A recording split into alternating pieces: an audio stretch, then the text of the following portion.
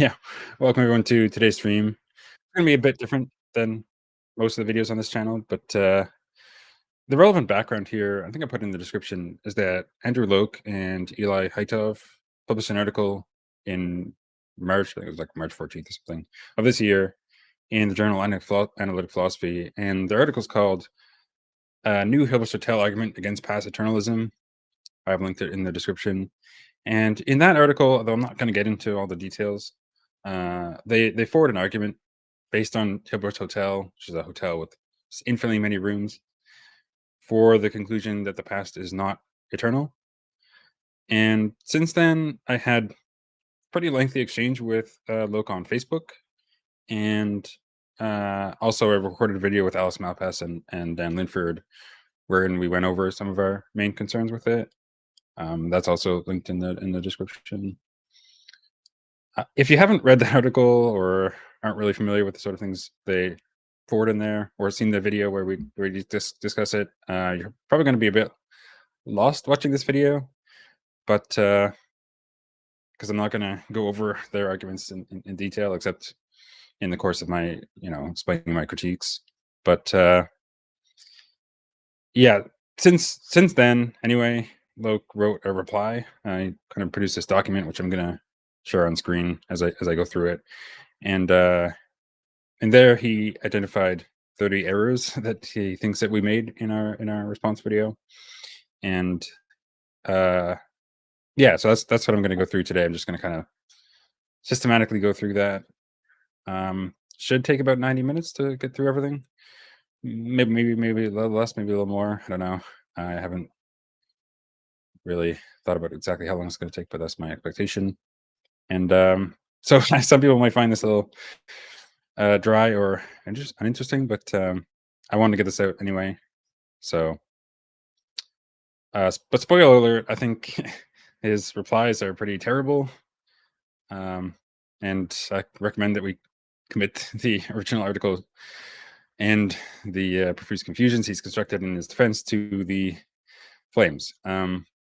But yeah, as I said already, if anyone is interested, people can join the stream at the end to discuss or ask questions. I can also look at the chat and so on. And anyway, and like and subscribe or whatever.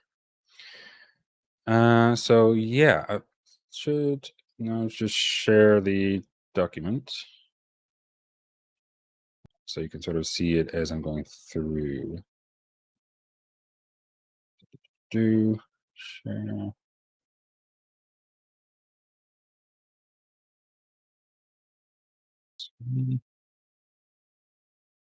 Yeah.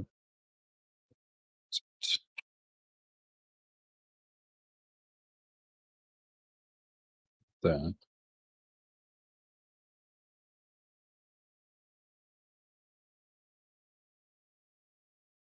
It's not letting me share a word. Window, maybe. Yeah, here we go. See this? Make sure this is appearing on screen. Yeah, okay, there we go. Yeah, so he goes over some of the background there. And the 30 errors start here. But I'm going to make a couple of remarks about the preliminary stuff he says. So, yeah, he begins by saying that Malpass wrote a blog reply, but ended up saying that, well, I'm not interested in debating the fine print with you. Alex said that. And this attitude from Alex is, I think, appropriate based on past largely fruitless interactions he's had with Loke. But as we'll see today, I think Loke is just kind of deeply confused on these issues. Well, also everything, but at least these issues. And I think it's a pretty unserious interlocutor. But I should add as a disclaimer that I don't mean to speak poorly of Loke as a person. For all I know, he's perfectly decent, and I suspect that's probably the case. I wish him the best, but I do mean to speak poorly of him as a philosopher and his works of philosophy. I think he's not a good philosopher. That's why I included him in this. I don't know if this is going to turn into a series, but that is sort of the thumbnail for this video says bad philosophy, and I think this is definitely a good example. Um, although maybe I'll focus more on views and arguments than people in the future. But yeah. Anyway, Loke goes on to say Linford was criticized for repeatedly failing to read our paper carefully and wasting time by mentioning objections which we already answered in our paper. Um, I'm not going to rehash the details of their interaction here, although some points will come up in the course of this video. Still, I interpret one of Dan's central points as follows, and I definitely agree with it. So, if we think that the hotel guests, right, whether there are finitely many or infinitely many, can rearrange themselves and eat different meals at hotel, then it just follows that. One second, I shouldn't be looking at my notifications, but yeah, okay. Um, and then it just follows that in the infinite case, that the guests will be able to cause extra meals in this sense described, right? They could rearrange themselves so that they take only the even number of meals and so on. Um, and importantly, this conclusion and the sort of assumptions required to generate it seem to me significantly more plausible than the assumptions required to generate the conclusion to argument one, right? That he gives. Um, yeah, I understand that the premises of argument one are supported by independent considerations, as he said. But if those premises, given that support, are still collectively less plausible than collectively the possibility of Hippos Hotel and the premises of argument two, then we should reject argument one, but perhaps not argument two or the possibility of Hibbot's Hotel. I'm going to put the point a little bit more generally. So consider the set of statements that include the premises from argument one, the premises from argument two, plus the statement that Hibbot's Hotel is possible.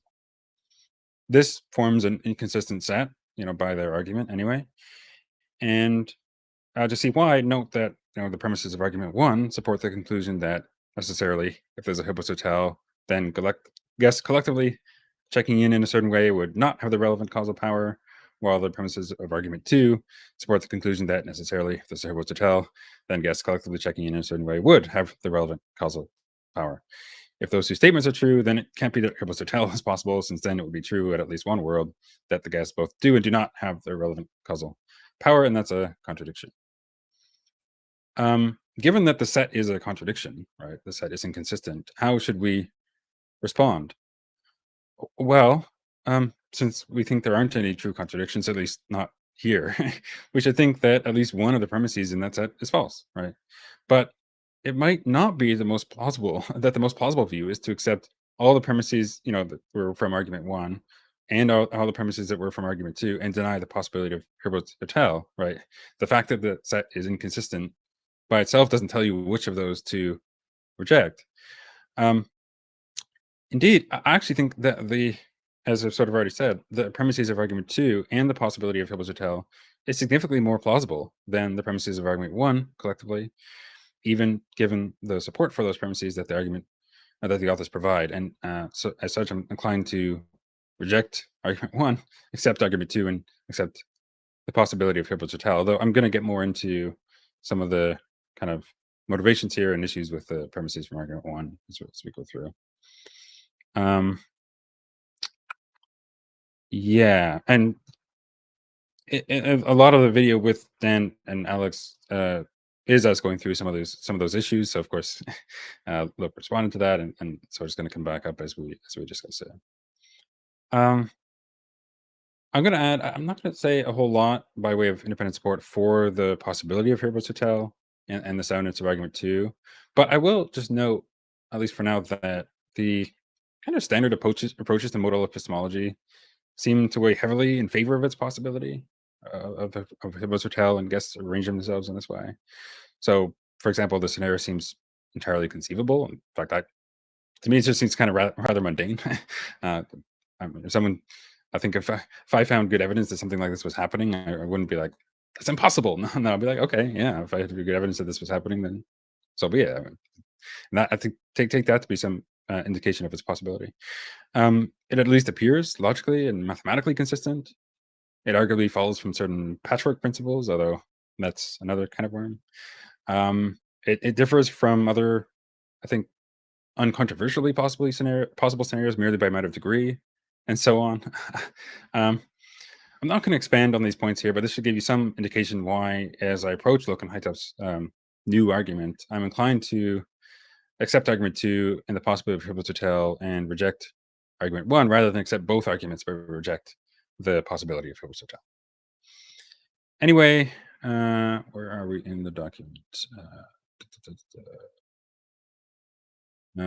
Yeah, so he also says that he had a uh, Facebook exchange with me. Uh, yes, as I said already, and which he says ended after I pointed out the 35th error in Troy's objections. As I mentioned already, yeah, I did have that lengthy exchange. I think we went. I kept record of it in like Google Doc, and it was I think over 60,000 words or something in total between us. And it was a little bit productive, but mostly not. And I stopped engaging in that exchange when I read his most recent reply, which includes really all the same terrible mistakes that he made already and that I clearly addressed. And I kind of just found myself disgusted by the experience, annoyed as I realized that I'd wasted so much time on someone so evidently incapable of progress and rational thought. But uh, yeah, I mean, you might think that I'm now being somewhat irrational by making this video, engaging further with Loke and his writing here. Um, but I mean, this video is not for further engagement with Loke. I assume that's not going to happen, although he's free to join the stream at the end. This is more for myself and others who might be interested in this. This is meant to be kind of I want to respond to the points that were made, which I think were pretty terrible, and this will be probably be my last word on the matter, and maybe some people find it interesting and maybe entertaining. Anyway, let's see. Yeah, so Loke points out that he admits a minor correction that we raised, that the sentence our new HHA versatile argument shows how the conclusion that PE is impossible follows from the premises should be corrected as falsity, as we argue in the rest of our paper, and not impossibility of PE. This is fine, and I wouldn't normally make a note of this in a review, but I did want to note that it actually strikes me as rather strange that they argue merely for the falsity of past eternalism PE and not its impossibility. After all, I mean, their reasoning, if correct, was meant to be like a matter of logic and mathematics, and uh, if that's right, and if it is a matter of purely logic and mathematics, shouldn't it generalize? Why wouldn't it be true at every world that the same conclusion would follow? So I would think that it would be necessarily true if true at all. And so, I mean, either there's something special about the actual world, such that their reasoning somehow does not generalize, or they just didn't bother to argue for the stronger conclusion, even though it would be licensed by their reasoning. I don't think much turns on this for my analysis here, but suffice it to say, I did find it somewhat odd that they argue merely for the falsity of past eternalism and not for its impossibility. Um, and then, okay, one more thing before we get to the 30 errors. He says, that recall the relevant modalities. We said that recall the relevant modality is supposed to be logic, and it just strikes me as patently obvious that none of the premises are truths of logic. But that we later clarified, if it's 25, that essentially that Loke's premise one is the Cartesian products of the sets is a correct model of causal powers of necessity, and denying premise one requires denying the Cartesian product of an infinite set with an empty set, or with any set with the empty set is the empty set, and that's a mathematical impossibility, and so a logical impossibility. He thinks that our remarks are somehow in tension here, but maybe he wasn't listening. The latter part of that was given as an explanation for why Loke think that it's a logical possibility. We weren't agreeing that this is a good explanation. And so the point is not in tension with our earlier remarks.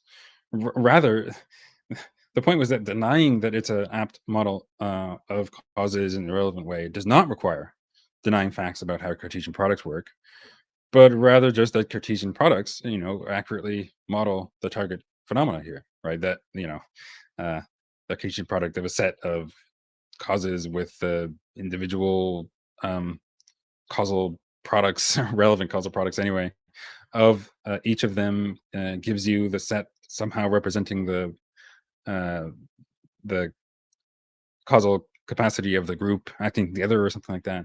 Uh, I could deny consistently that that's a correct model of causes in that way without denying that like the Cartesian product of any set with the empty set is the empty set.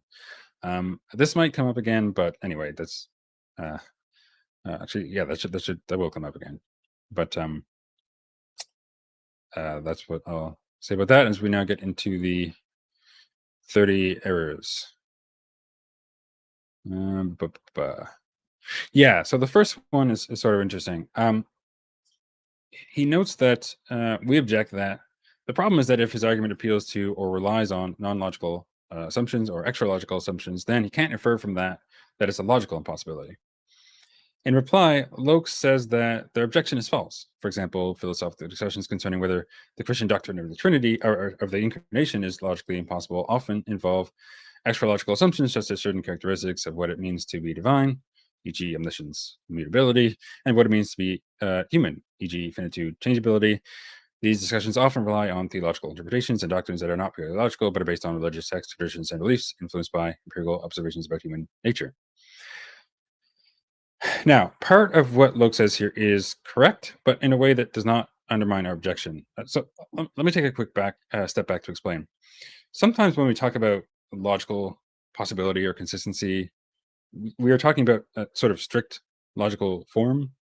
Like if we wrote out the logical form of some expression or collection of statements, would that form in the relevant logic be consistent? Right?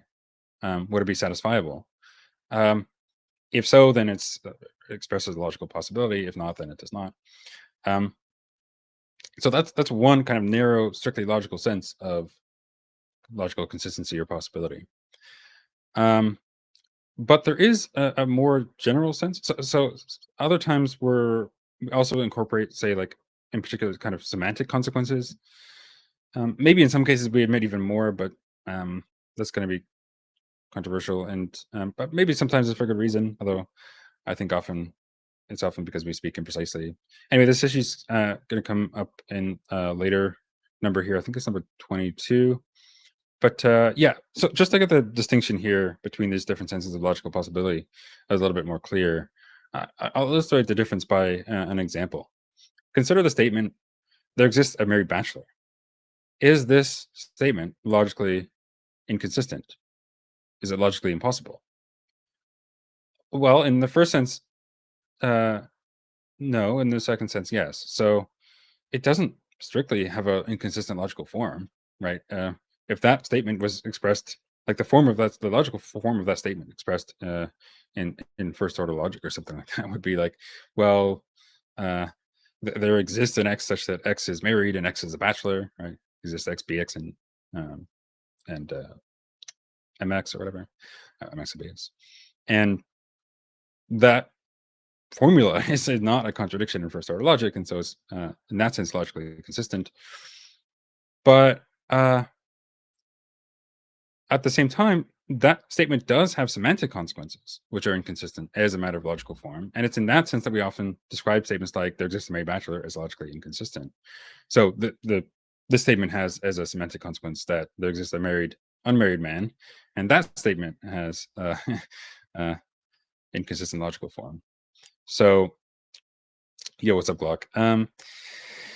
So roughly then, when we talk about statements being logically consistent or inconsistent, we are either talking about its kind of narrow logical form or the logical form of its kind of semantic consequences. Maybe sometimes a little bit more is admitted, but that could be discussed for why and what that is. But anyway, I think it's the latter sense clearly here that applies to Loke's example.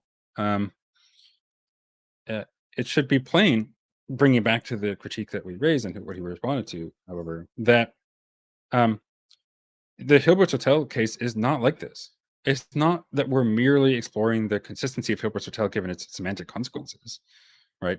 Um, they just Rather, they adduce further extralogical assumptions, which, in conjunction with Hilbert's Hotel and Taylor contradiction, that plainly does not show that Hilbert's Hotel is a contradiction. If I say that unicorns are contradictory because, well, there are no unicorns, and there exists a unicorn and there are no unicorns, that conjunction entails a contradiction. You would rightly point out that this is a non sequitur, since my inference to a contradiction there relies on the extralogical assumption that there are no unicorns. Uh, and uh, it would be wrong of me to reply that, well, but sometimes extralogical assumptions are relevant to fixing or determining logical consistency. Um, that would be wrong, right, of me to say that, because the given assumption, there are no unicorns, is not an example of the relevant sort of admissible extralogical assumption. You know, it's not a semantic consequence of the statement there exists a unicorn, and possibly it's not the sort of thing that, um, even if not a semantic consequence, is an admissible extralogical assumption relevant to fixing logical consistency in the kind of broader sense that I was talking about earlier. And it seems to me that Loke's example is no different to this, and so it remains to me uh, a logical howler. Yeah, so now I'll just move on to number two. Let's see, there we go. Choose here.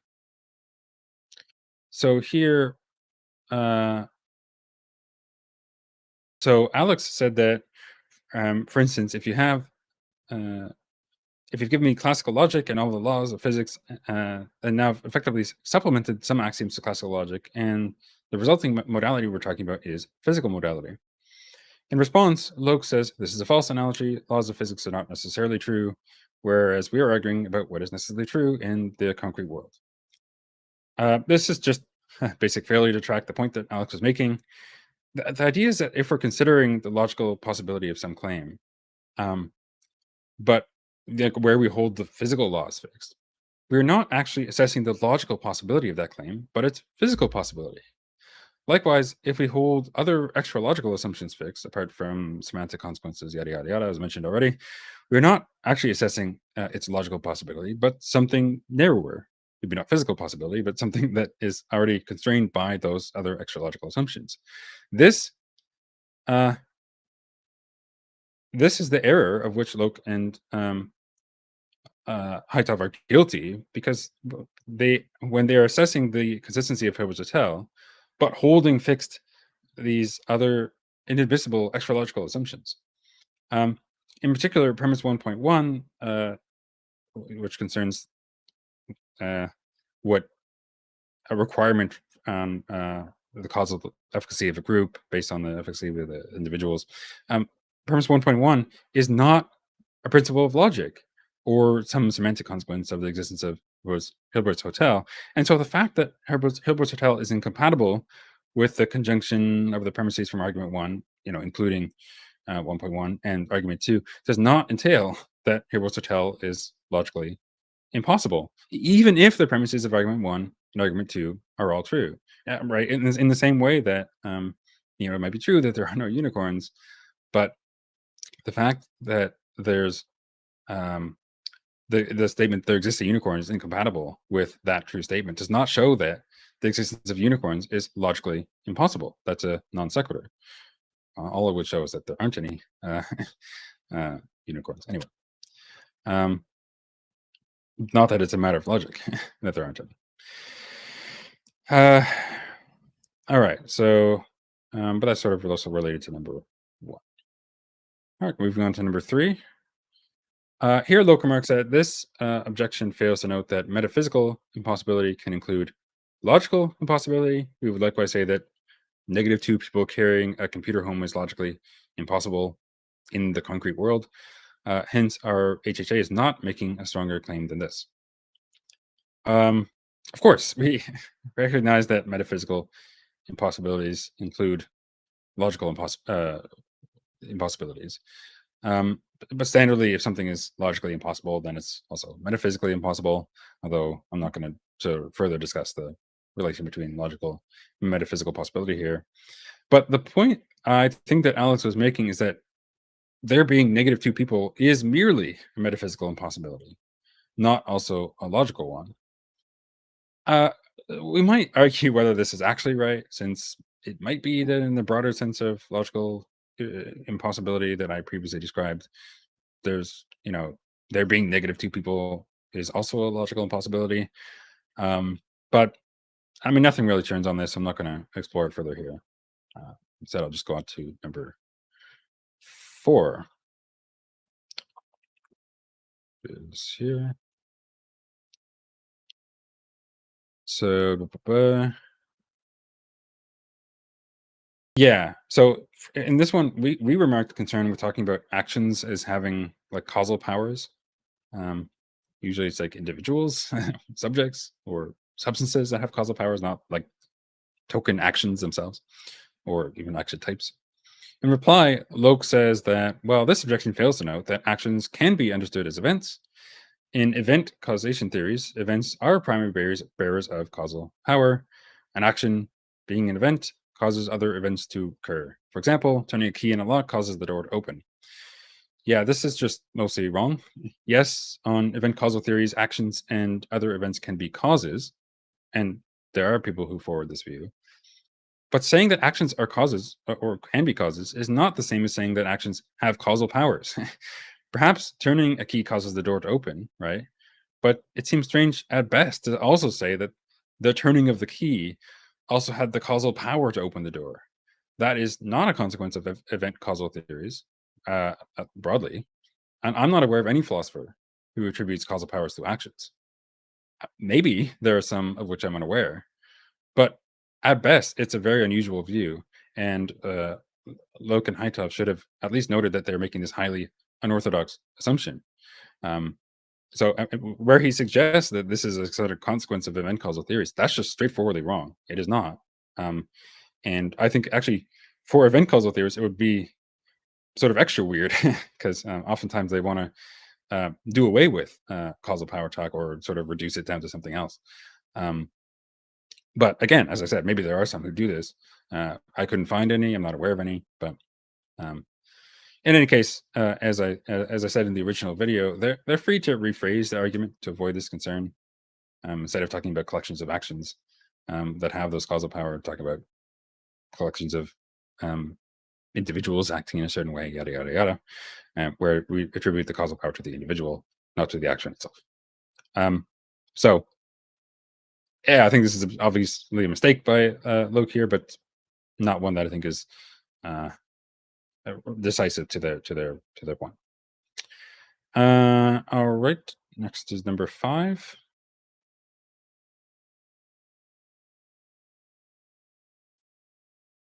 What's on I see. Okay. Number 5. Yeah, regarding premise 1.1 and modeling causal powers with Cartesian products, I said, well, you might think it's the correct model, but it's not a matter of logic that it be so. In reply, Loke said that this objection fails to note that we have illustrated using examples, e.g., cooking versus dreaming, why the model is correct, and fails to note that the demonstration of logical impossibility can involve extra logical assumptions. See error 1 above. Um, the problem is that the individual examples, even if apt, do not demonstrate the general truth of the model, right? And m- kind of more importantly, they do not demonstrate that the model is correct as a matter of logic. Pointing out that a demonstration of logical impossibility can involve extra logical assumptions is here infective, since the sort of extra logical assumptions employed here are not of an admissible sort, as I previously explained.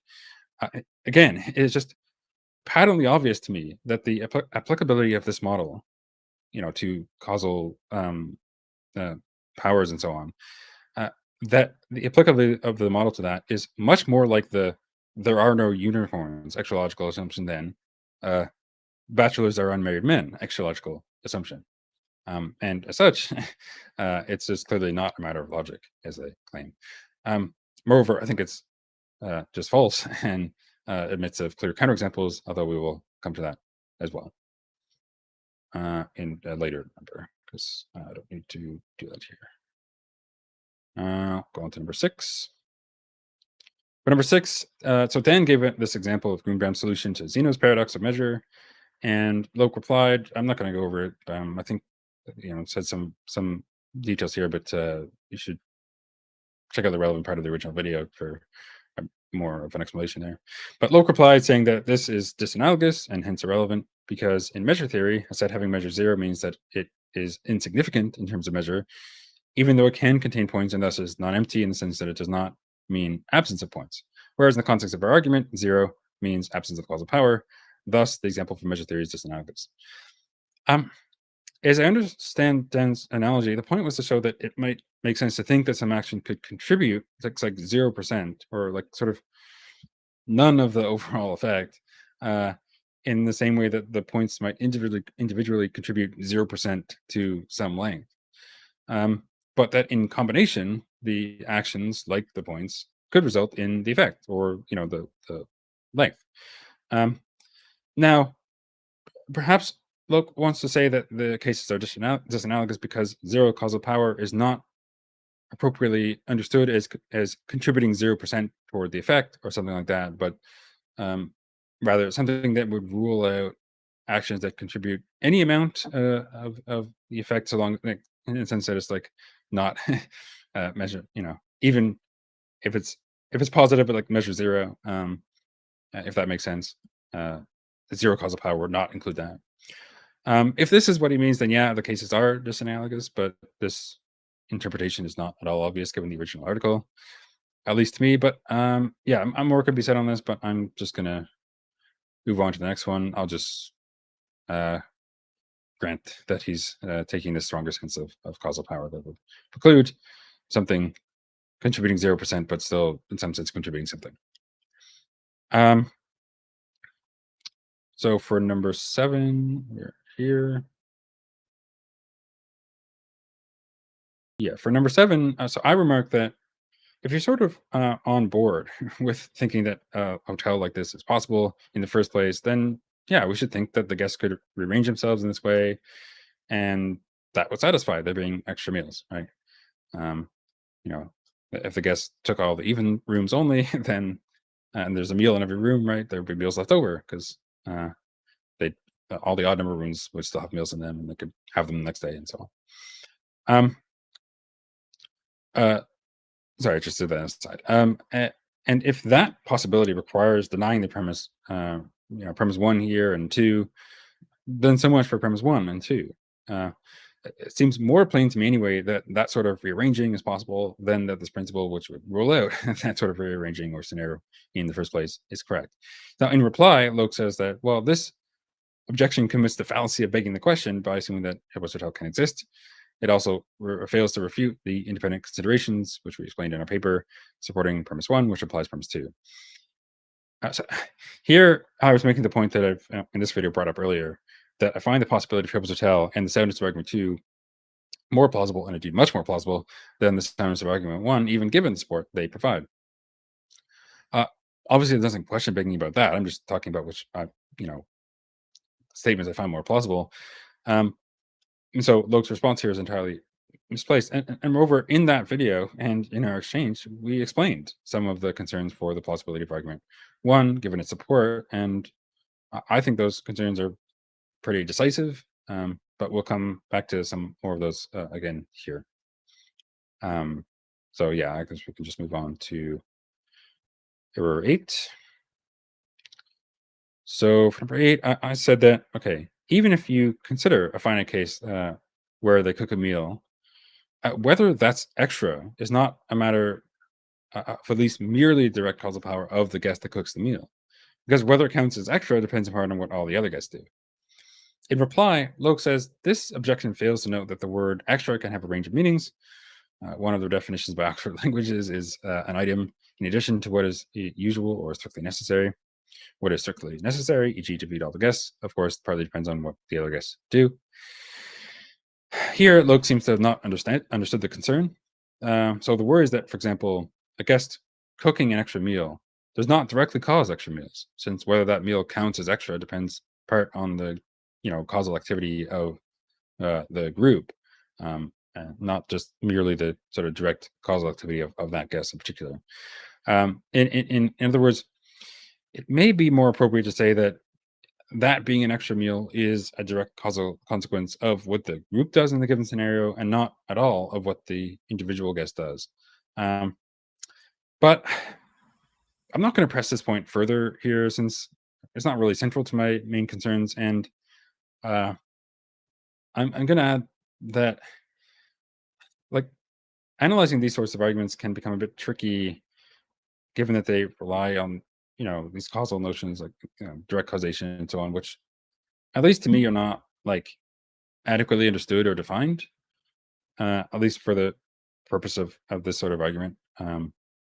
And I think this is actually a fault of the authors for having to rely on a relatively imprecise notion like this. But anyway, um, I digress. I'll just move on to number 9. Okay. I'm not going to read out the whole thing here, but for number 9, Alex expresses concerns for talking about causing extra meals in this way. Now, Loke replies, this objection is internally inconsistent. It notes that, one, if you have a finite hotel with fewer guests than there are rooms or meals, then you're going to be left with extra meals simply because of the number of guests that you've had. But then contradicts itself by saying, two, so then the action of picking a room in that case that does have the causal power to generate extra meals. We agree with one and deny two, i.e., we agree that in this case, the extra meals are simply due to the number of guests versus the number of rooms, and therefore it is not caused by the action of a guest picking a room rather than the other. Nothing in our argument requires two. Two is said by Mampas due to his own confusion of what our argument requires. First, Loke argues that Alex's remarks here are internally inconsistent, but doesn't show this. It's not clear to me why. Perhaps he thinks that if in a given case the presence of extra meals is guaranteed by the number of guests and meals, that it follows that a guest does not have the relevant causal power to cause extra meals in that situation.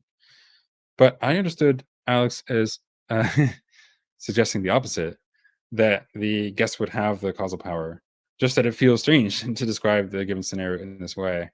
Um, and personally, I'm not so sure. So broadly, the fact that the outcome is in a way guaranteed by certain conditions apart from the subject's actions does not rule out the causal relevance of those actions to that outcome. But it's not clear what the right thing to say in this case is.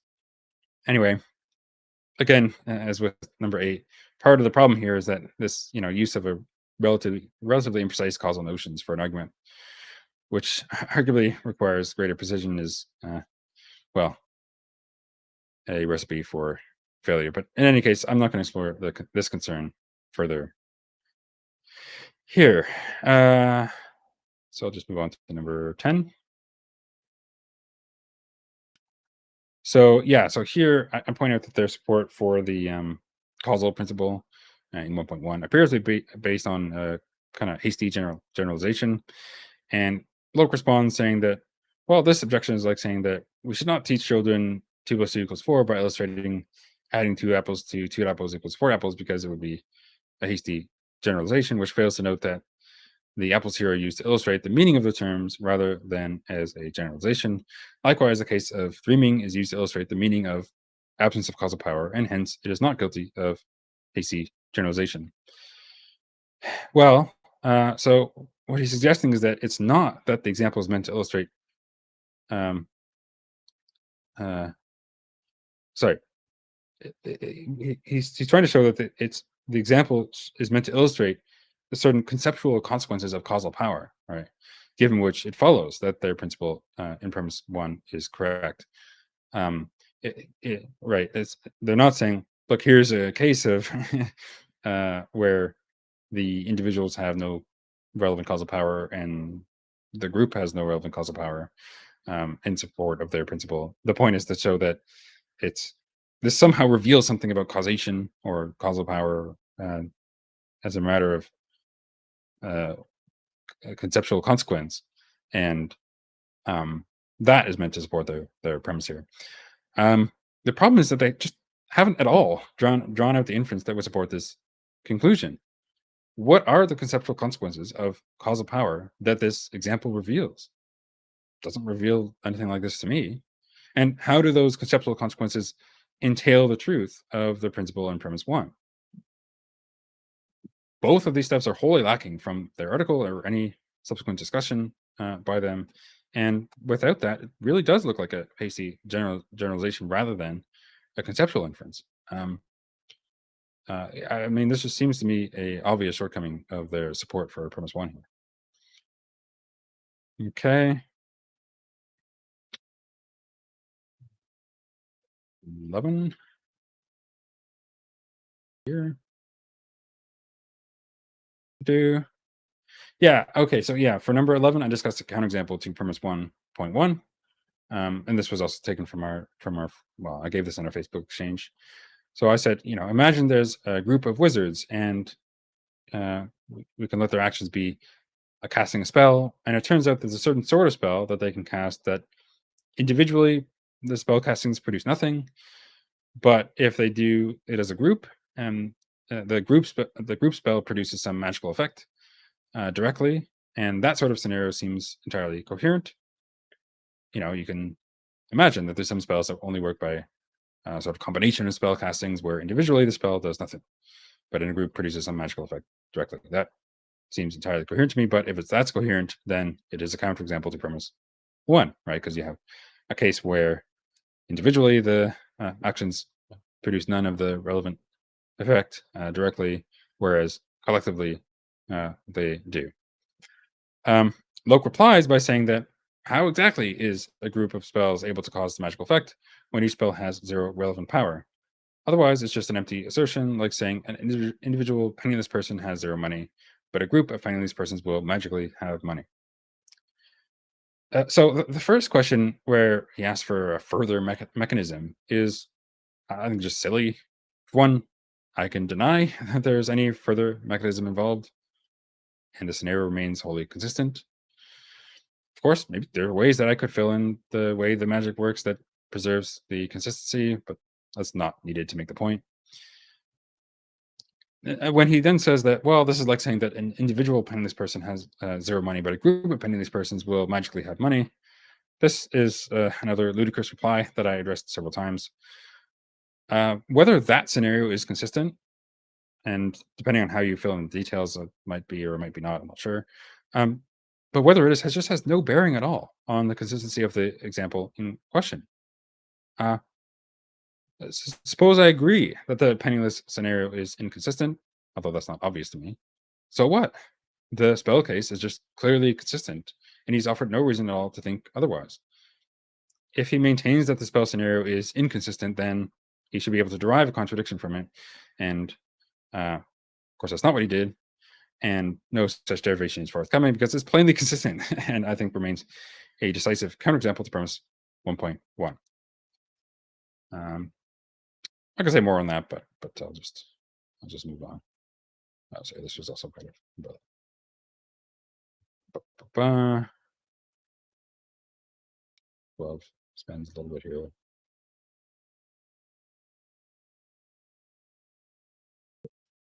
Yeah, so for number 12, Alex brings up another potential counterexample where like bits of dough collectively or contain water, or bits of flour or whatever. But individually, like on their own, they contribute nothing to the containment of the water. Because one bit of dough there, the water would just be everywhere, it would be contained in any way by the dough. But sort of together with the dough forms like um, a circle around the water it could contain it. So Loke replies saying that this example confounds direct effect with indirect effect. A bit of dough forming the arrangement for containing the water is causing the containment of water as an indirect effect. The containment of water is the effect of the arrangement, which is the direct effect of what each bit of dough is, in fact, causally by contributing causally. Whereas the premises of our argument is talking about direct effects. Uh, this reply is rather odd. First, for what he says here to be consistent with premise 1.1, it would have to be that the group um, of dough causes did not directly cause the water to be contained, but does so only indirectly. First, this seems like the wrong result. The group of dough causes is directly causing the water to be contained. It's, you know, holding it in, sort of speaking. Um, but if that's right, then it seems uh, then if if Loke is right that the individual do causes do not directly contribute to that effect, then 1.1 is false. Um, and if this is right, then and if the group does hang on. On the other hand, if Loke is right, and it merely is an indirect thing, um, then the group does not directly cause that effect, right? Because if the group was directly causing it, then per 1.1, the individuals would have to be directly contributing to that effect, but they're not, as he says. Um, but again, that seems like the wrong result. It seems to me like the group is directly contributing to that. But anyway, um, regardless, suppose Luck was right about all this, although it seems to me that he's not, that the group of do causes would not directly cause the water to be contained. Then he'd have to explain the difference between that case and the Herbold-Chattel case, right?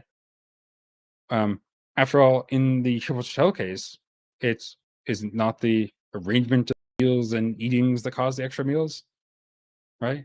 And if that's right, then argument two would be unsound, right? Because uh, the group would not be directly causing the effect. It would be the arrangement, right? Um, and the guess and group only directly contribute to the arrangement, whereas the arrangement contributes to the given effect, not the group or the individuals directly.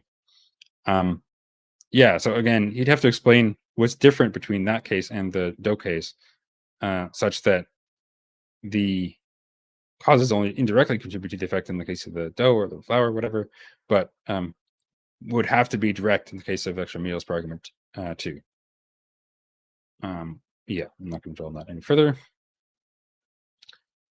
For number for number 13, so here I discussed another counterexample to 1.1 where I point out that a single car driving cannot directly cause a traffic jam, or part of a traffic jam, but a group of cars driving can, which contradicts 1.1. This was also discussed in our Facebook exchange. Now, Loke replied saying that I asked, well, if you were on a road watching sort of the lone car driving down the road, would you include a traffic jam or part of a traffic jam among the direct effects of the lone car? And Loke says this is a bad question, which asks about the direct effects of the lone car when the issue is not about cause and effect, but about definition of traffic jam, which, as he knows, cannot be constituted by one car by definition. In other words, his question commits a categorical error by thinking in terms of is it or is it not a causal effect when the category in question is not about causation but about definition. His subsequent reply is based on his failure to understand that a categorical error invalidates his question. It is like asking, does blue have a smell or not? It is a silly question that is invalidated by the categorical error inherent in the question. So this response is just embarrassingly poor. The point of asking the question was to see whether he agreed that a traffic jam or part of a traffic jam could be part of the direct effects of a lone car driving down a road. The relevance of the definition of traffic jam was to help think about whether such a thing or part thereof could be part of the described effects. Of course, if I were standing with him as he watched a lone car driving down a road, I could ask him, whether, is a traffic jam part of the or part of a traffic jam part of the direct effects of that car? And frankly, it would be the height of absurdity for him to complain that my question involves some category mistake about definitions or some nonsense that clearly meant to obfuscate rather than granting the obvious fact that the direct effects do not include a traffic jam or part thereof. I must say that I find Lowe's continued confusion and evasion on this point shocking for someone who alleges to be a professional philosopher. Um, yeah, okay, whatever. I'm just going to move on to number 14. Right here. So here, yeah, Alex considered another potential counterexample according to which individuals do nothing to qualify for some government credit, but groups of individuals, e.g., families, do. Uh, Loke replies, as with number 12, that this example confounds direct effect with indirect effect. A man, a woman, kid forming the family for obtaining the benefit is causing the obtainment of benefit as an indirect effect. It is the effect of forming the family, which is the direct effect of what each person is, in fact, contributing causally. Whereas the premises of our argument are talking about direct effect. Yeah, personally, I find the example a bit unclear since I'm not sure exactly, what is supposed to be the action or cause in question, which could be considered individually or as part of a group? Is it the existing or something like that? Whatever. But assuming those details could be filled in, it seems to me that this example might functionally be quite similar to that in number 12, the dough and water one. So um, I'm not going to just rehash the points I raised there. And instead, I'll just move on to number 15. Okay, so I'm halfway through. Looking for what, 2 minutes. Not too far off my uh, timing. For number 15, Dan says that the objection that Landon says, Landon Hendrick gives, which is closely related to the unsatisfiable pair objection. I'm not going to explain the unsatisfiable pair, but anyway, you have some scenario that assumes P Q, and it turns out that the conjunction is not possible because the scenario we envisioned is not possible. And now you don't get to infer that each of those or either of those are individually false. Now, they're aware of that kind of objection because several pages on, they talk about Hendrick's objection, but precisely the same objection here that they've just sort of glossed over and haven't dealt with, that you can take away from arguments 1 and 2, so long as you formulate 2 as an argument, is that the two different scenarios that they describe are not mutually compatible. But that doesn't tell you by itself that Hippo's is impossible. So this is sort of bringing up the point I discussed earlier about imagine being a set that's inconsistent. The inconsistency of the set doesn't tell you which member of that set is false. Member or members. So Loke replies saying that the objection confounds our argument, which with Hendrick's objection, which concerns two different assumptions, whereas in this case it is the assumption of the new HH, which is what led to the two arguments that result in a contradiction, as explained on pages 3 and 4. So here, like, Loke just plainly doesn't understand the point being made, which is similar to the point I raised much earlier. The premises of argument 1, argument 2, plus the assumption that Hippo's is possible form an inconsistent set. And that alone does not tell you which of the assumptions is false. Here, Loke asserts that it is the assumption of the new of the Hilbert Hotel, which is what led to the two arguments that result in a contradiction. But this misses the point. What leads to the contradiction is that the set of assumptions are mutually inconsistent, not any particular assumption. Of course, he can say that the independent motivation for the rest of the assumptions, for the purposes of argument 1 and argument 2, is stronger than the support for the possibility of Hilbert's Hotel. And so we should accept the soundness of arguments 1 and 2, but deny the possibility of Hilbert's Hotel. That sort of strategy is fine in general, but it seems to me that what's offered by Loke and Hindop in the paper is not up to the task, as I've explained somewhat already. I think it just plainly fails. But anyway, this is what they should have said in response to the concern that Dan raised, not what Loke said here. Right. Number 16. Here. Yeah, so for number 16, I said that both of the arguments involve extra logical assumptions. And so really, instead of just HH entails G, here it should be that HH in conjunction with the other extra logical assumptions in each of the arguments. And then, assuming they actually do entail what they say they entail, the contradiction could be avoided not by dismissing the possibility of HH. Right, but essentially you could avoid it by dismissing one of the other extra logical assumptions. Now, in reply, Loke says that this objection is invalid given that we have already defended the extra logical assumptions and embedded them into our new HH. Yeah, so this misses the point once again. This is like saying that you can defend your proof for the impossibility of unicorns by pointing out, well, the existence of unicorns is inconsistent with the principle that there are no unicorns.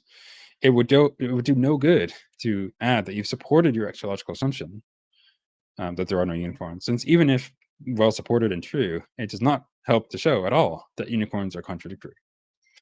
Similarly, even if the extra logical assumptions are well supported, although they're not, that would not license the inference to the contradictoriness of Hilbert's Hotel. I've explained that here already, as well as in the original video, but I'm not going to dwell on this point further. Number 17.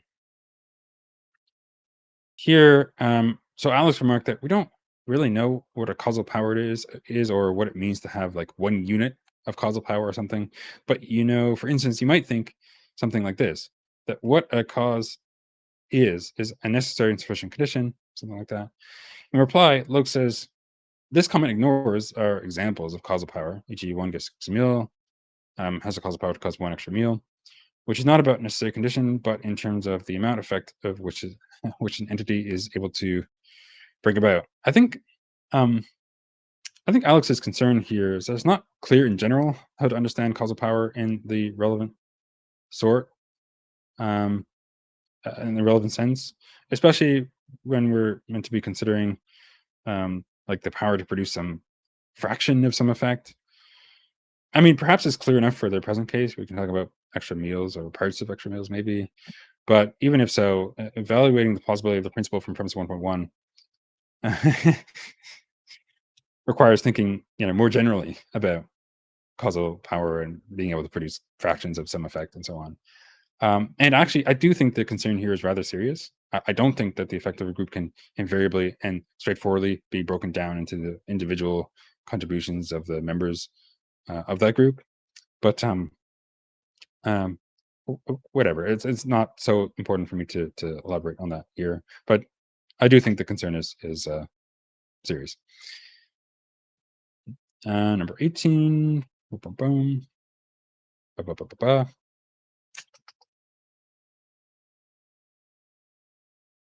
Yeah. For number 18, I said that it seems to me that an individual guess by selecting a room that accords with such a pattern is themselves contributing part of what's required to produce that effect. So if that's admissible for our understanding of the relevant causal power, then 1.3 is just false. Um, recall 1.3 says that the individual guests are not able to directly contribute to the causing extra meals. Um, but if they are able to directly contribute to the relevant sort of room selection pattern or meal selection pattern that uh, and that room selection pattern and meal selection pattern just constitutes there being extra meals in some sense, then it sounds like, well, they are able to contribute directly to there being extra meals by contributing um, part of that room selection or meal selection pattern. In reply, Loke said that, well, an individual guest selecting a room by itself without any group of people does not contribute anything toward producing extra meal. He's just leaving the meal in one room and eating while eating the meal from another room. That's all. I mean, this reply just fails to engage with the concern. The point is, again, if there being extra meals is in a way constituted by the fact that the guests are arranged in such a way that each guest has a meal and there are some left over, then an individual guest can directly contribute to that arrangement and so directly contribute to there being extra meals. Um, this might, be reminiscent of this, I think number 12, the one with the dough in the water. Um, a point that I brought up there. But um, to be clear, I'm not supposing that this is necessarily decisive, since I don't think that the correct causal description of this sort of scenario is very clear. But anyway, the given description on which the individual guests on their own do directly contribute to the effect at least makes sense, at least to me. And if it's wrong, I would sort of expect more of an explanation from Loke and Haitov as to why it's wrong. And moreover, it has to be not just false, but necessarily false. And uh, that seems like too high of a bar anyway. But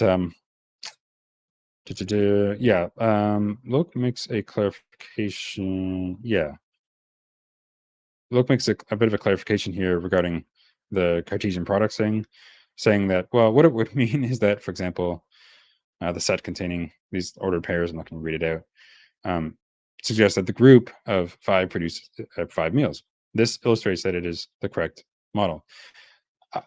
This is just a ludicrous remark again, since showing one case, or even a few cases where the model fits, does not show that the model is correct generally. And of course, it does not show that it is correct as a matter of logic, as previously discussed. I mean, this is just silly. Move on to number 19. this go.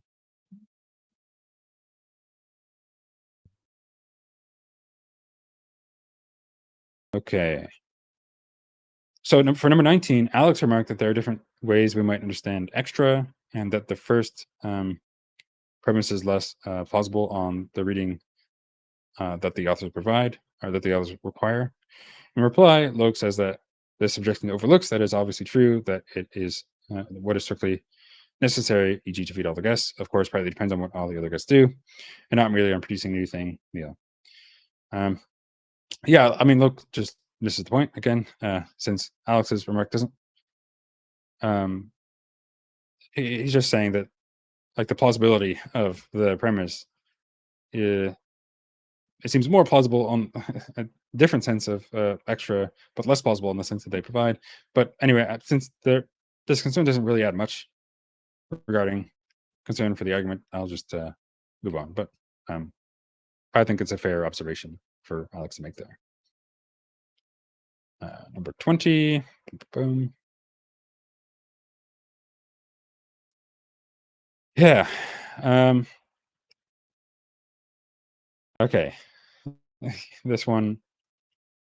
This was one of the most frustrating ones from my discussion with him, because it's just like it's just wrong as a matter of logic. But anyway, and so I said, uh, oh, just as a quick background to what number 20 is concerning, he in later in the paper, after already concluding that Hilbert's Hotel is impossible, they use the impossibility of Hilbert's Hotel to then infer that past eternalism (PE) is impossible. Right. So this inference from the impossibility of Hilbert's Hotel to the falsity of past eternalism, and I raised a concern for the sort of um, validity of the argument, or really the truth of premise 5. But anyway, so here I said, yeah, you might think that, like, imagine that there's only two worlds. Let's say the actual world and past eternalism is true at the actual world. That's we'll label that world 1, and at world 2, some other world, which is accessible to world 1. C and K and P is true. C and K and P are just claims that God has been creating ex nihilo a room for a hotel over each day in the past. Right? And so at world 2, we might suppose that at no HH was ever constructed. Then, right, because at world 2 is it's only finite.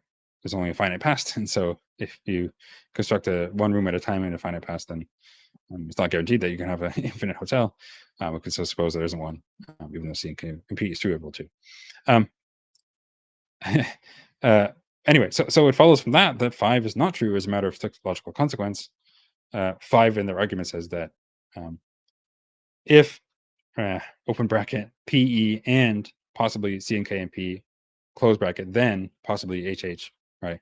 So if PE is true at the actual world, and it's possible that you have hotels constructed in this way, then it's possible that Hilbert's Hotel exists.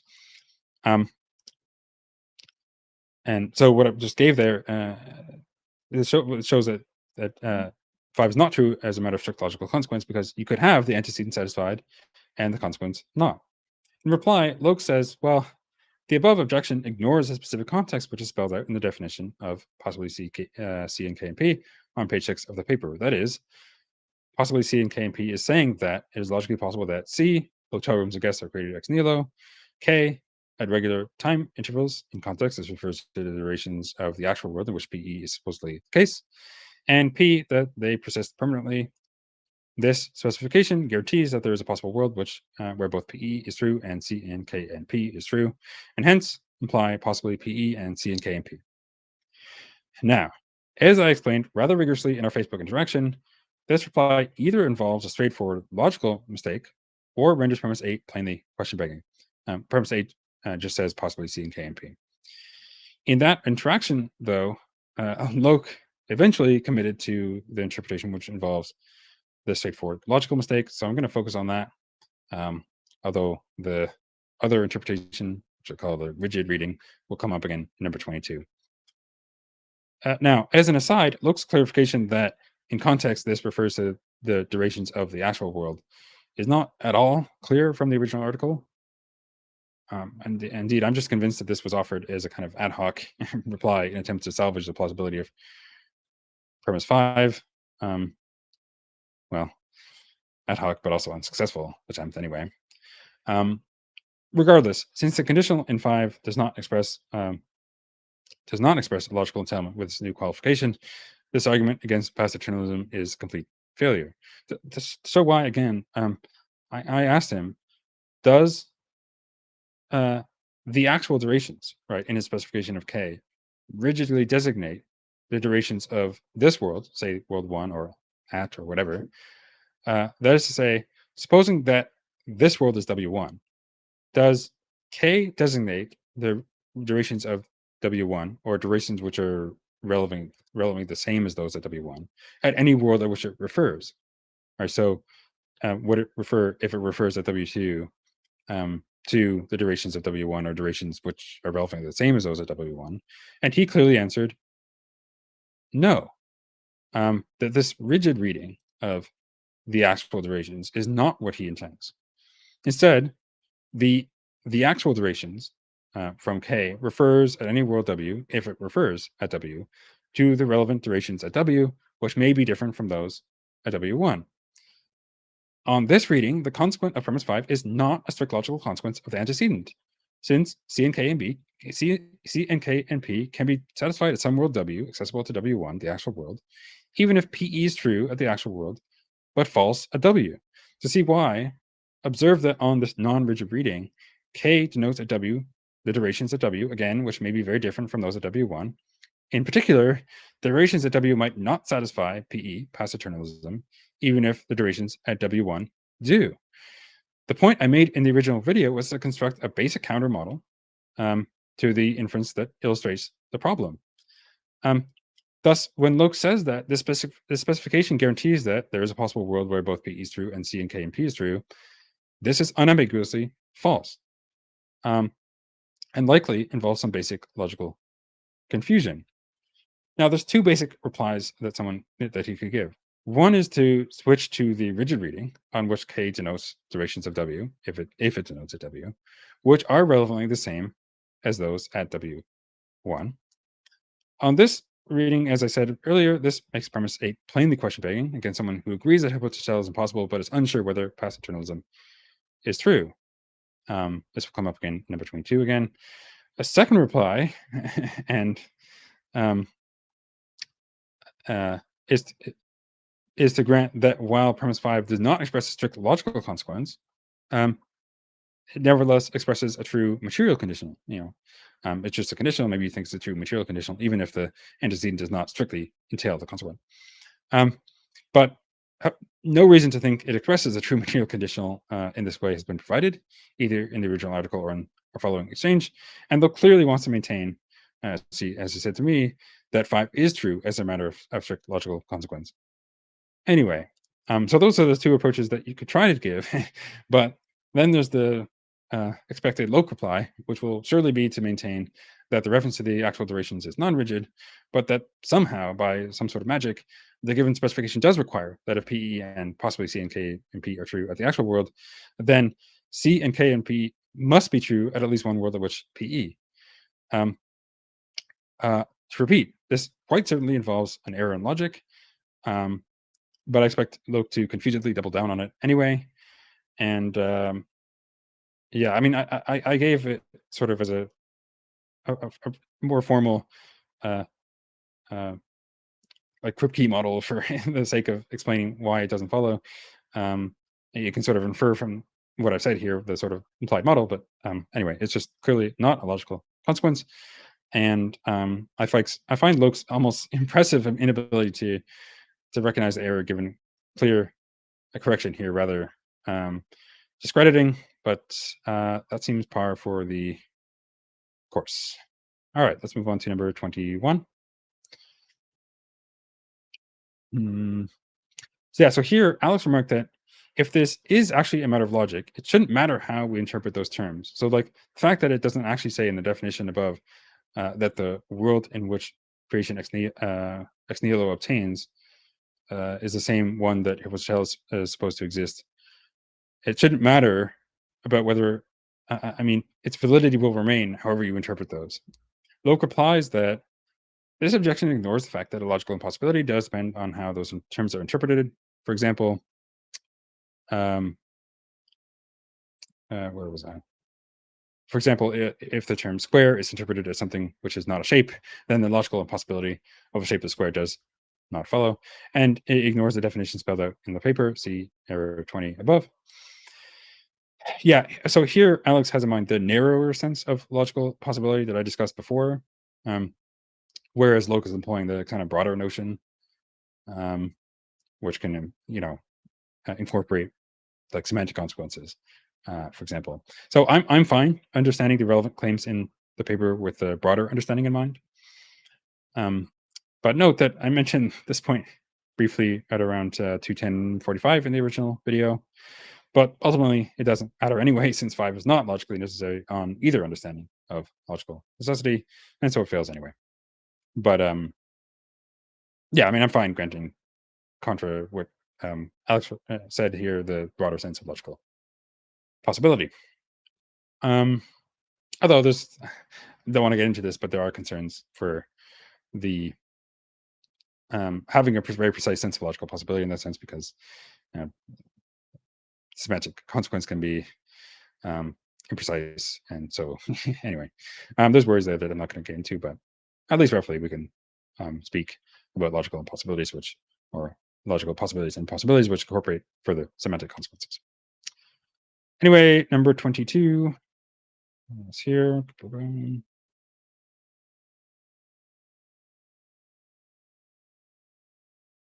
So yeah, so this is what I was calling forward to with the non-rigid reading. So I made the point about how, given the um, rigid reading of the reference to the actual durations, premise 8 would be plainly question begging against someone who agreed that Hilbert was impossible, but thought that past eternalism is true, or at least is agnostic about whether past eternalism is true. Locke replied that this agnostic objection fails to note that a valid proof by contradiction is supposed to result in a contradiction, starting from assumptions that do not contradict each other. The objections are guilty of missing the point of the proof by contradiction, as explained in section 6 of our paper, i.e., guilty of using the impossibility resulting from HH to doubt the logical possibility of premise 8. The logical possibility is justified by the fact that the assumptions of this premise do not contradict each other. The objections are similar, claiming that because if root 2 is rational, it would lead to inconsistency. One should be unsure about whether the conditional that is used in the classic proof by contradiction, that root 2 is irrational. This is a bad objection which no mathematician has raised, because it misses the point of proof by contradiction. Yeah, this is just wrong. So suppose I agree that Hotel is impossible, and so it does not exist at any possible. I may also be agnostic as to whether past eternalism is true, and so as far as I know, it might be the case that past eternalism is true, but that Hotel has not been constructed at the actual world, or any world at which past eternalism is true, or it doesn't exist in any world, full stop. If you then say to me, wait, but a hotel has been constructed in this way at least one world, which shares the relevant temporal history with the actual world. And so if past eternalism is true at the actual world, then Hilbert's Hotel is constructed at least one possible world. Unless this claim is given strong independent support, I should not be moved by it. After all, for all I know, past eternalism is true, and there are no worlds which share the relevant temporal facts with the actual world at which a hotel has been constructed in this way. Given the rigid reading, premise 8 is merely a bald assertion to the contrary. And so without support for that premise, I have no reason to just accept it and move off of the suggested agnosticism. Now, Locke suggests that they have supported this premise, saying that the logical possibility is justified by the fact that the assumptions of this premise do not contradict each other. The problem is that while the conjunction is not contradictory as a matter of form, whether it's logically possible depends on what the rigidly designated relevant temporal facts are. If those facts are such that PE, then given that the expression rigidly designates, K necessarily only designates durations which satisfy PE. Uh, okay, a stickler might point out that here I'm invoking extra logical facts, which are not merely a matter of semantic consequence in order to assess logical possibility. Now, whether that's right depends on whether we understand facts concerning rigid designation like this to be semantic consequences.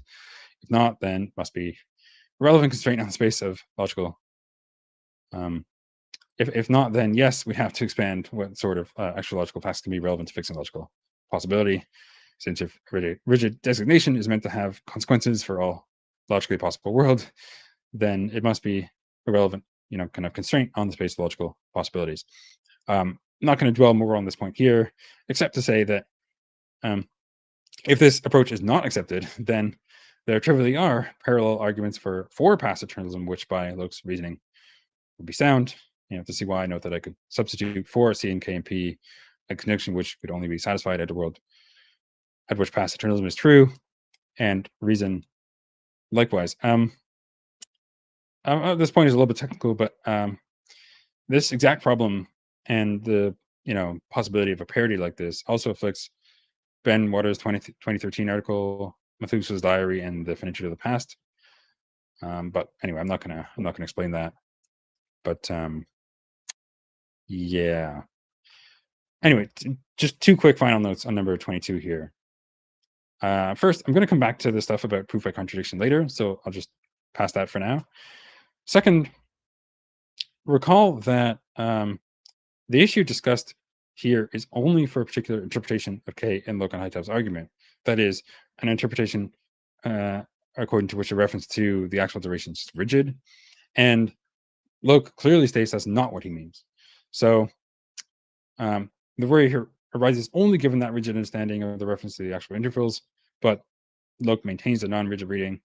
Um, but suffice it to say, either it's one or the other.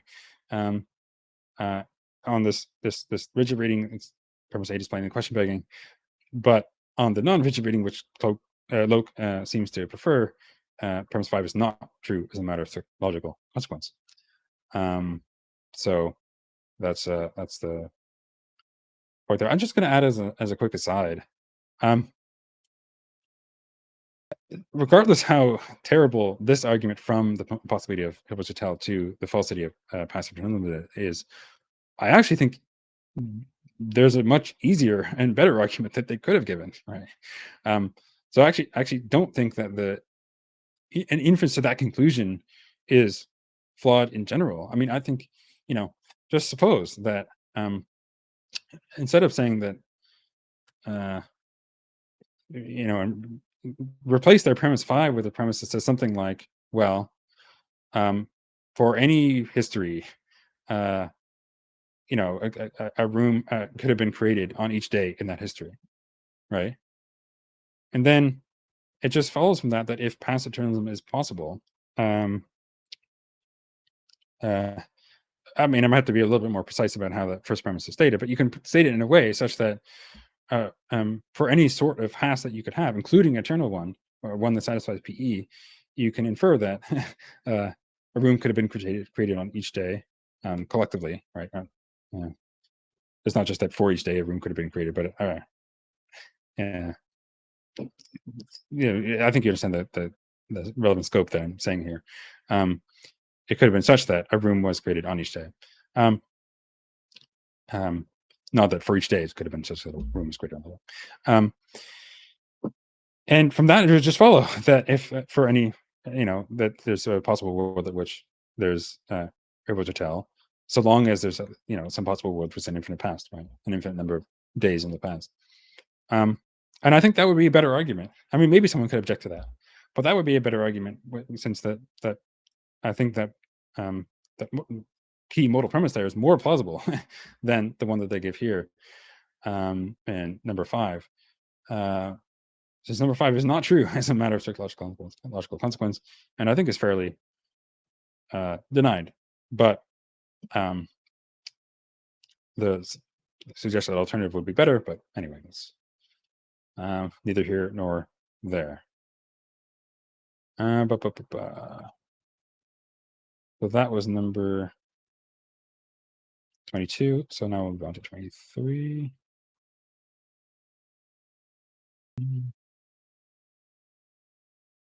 So yeah, for number 23, I repeated the point raised in number 20, saying that claims that he tried to take the non-rigid reading to say, but say that somehow it still is a strict logical consequence. But at that point, I just presented the straightforward, vigorously stated countermodel, and he just had nothing to say. I mean, he just kept repeating the confused reply, and that's sort of where it ended off at that point.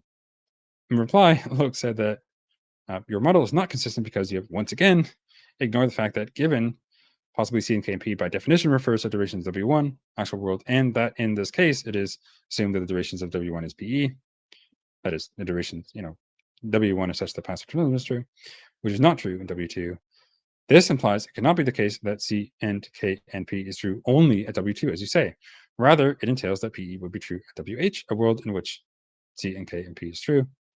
Um, uh, I've explained why this is false already, but I'll do it again quickly, since maybe that will increase the chance that Loke will grasp the point.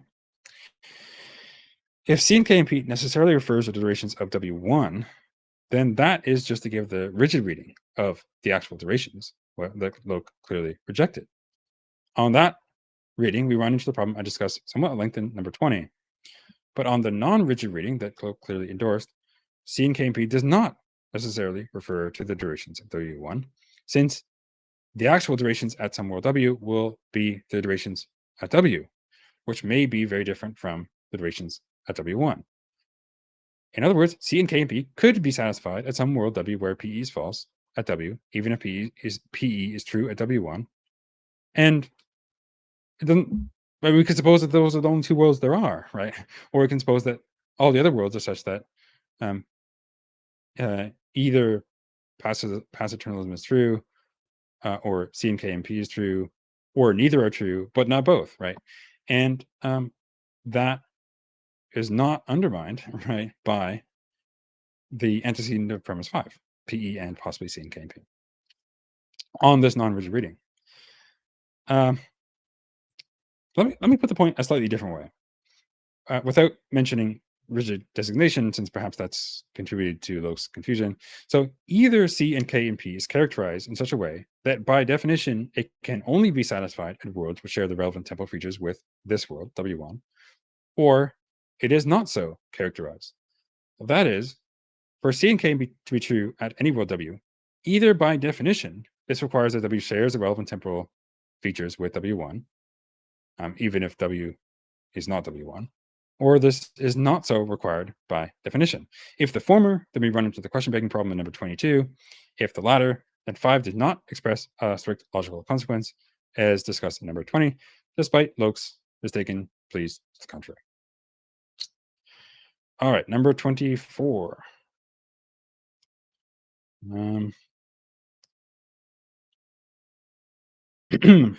So here, Dan says that, so there's this currently unsolved problem in philosophy of physics about how to identify.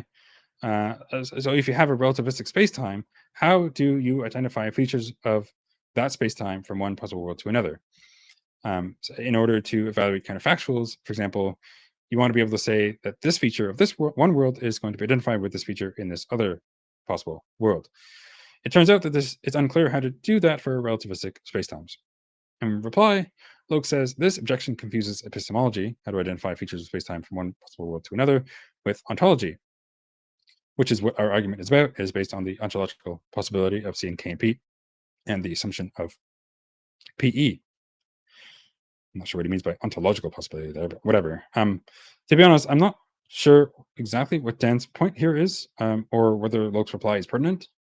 It might be that what Dan is saying is that whether the durations at some world W are the same as those at W1, and at least in the relevant respect, in part depends on certain facts about physics, um, you know, relativity perhaps, and the plausibility of premise 5 may depend in part on how those facts turn out.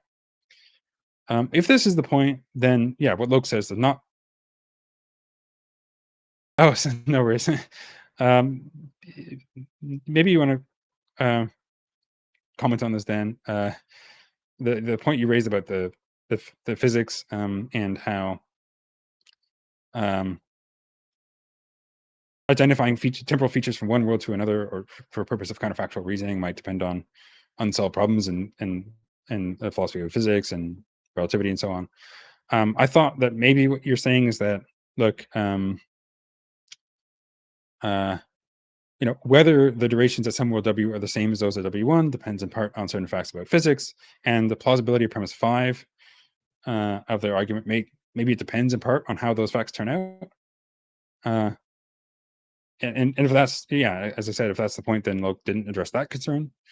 But I'm not sure if that is the concern, or if that is even that worrying as a concern, since I don't know. At the very least, we could stipulate that given how C and K and P are characterized, the um, durations at W are tied to those at W1 only with respect to whether they satisfy past eternalism, and not whether they count as the same durations broadly. Um, Maybe the concern remains, but whatever. I'm happy to say that the concern here is not that serious, although maybe I'm missing the part of Dan's point. Uh, there.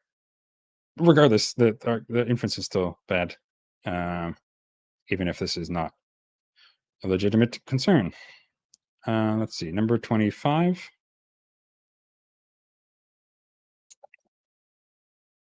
Yeah, okay. So here, Dan claimed that the argument by Loke and Hightower has a different structure compared with the proof by contradiction, that the square root of truth is rational, and that Loke and Hightower's is a modus tollens argument, and the first premise of that modal of the modus tollens argument is conditional. In reply, Loke says that Linford fails to note that the proof is also essentially a modus tollens argument in which the first premise is also conditional. If root 2 were rational, then B must be odd, yada yada. And see argument 1 on page 7 of our open access paper.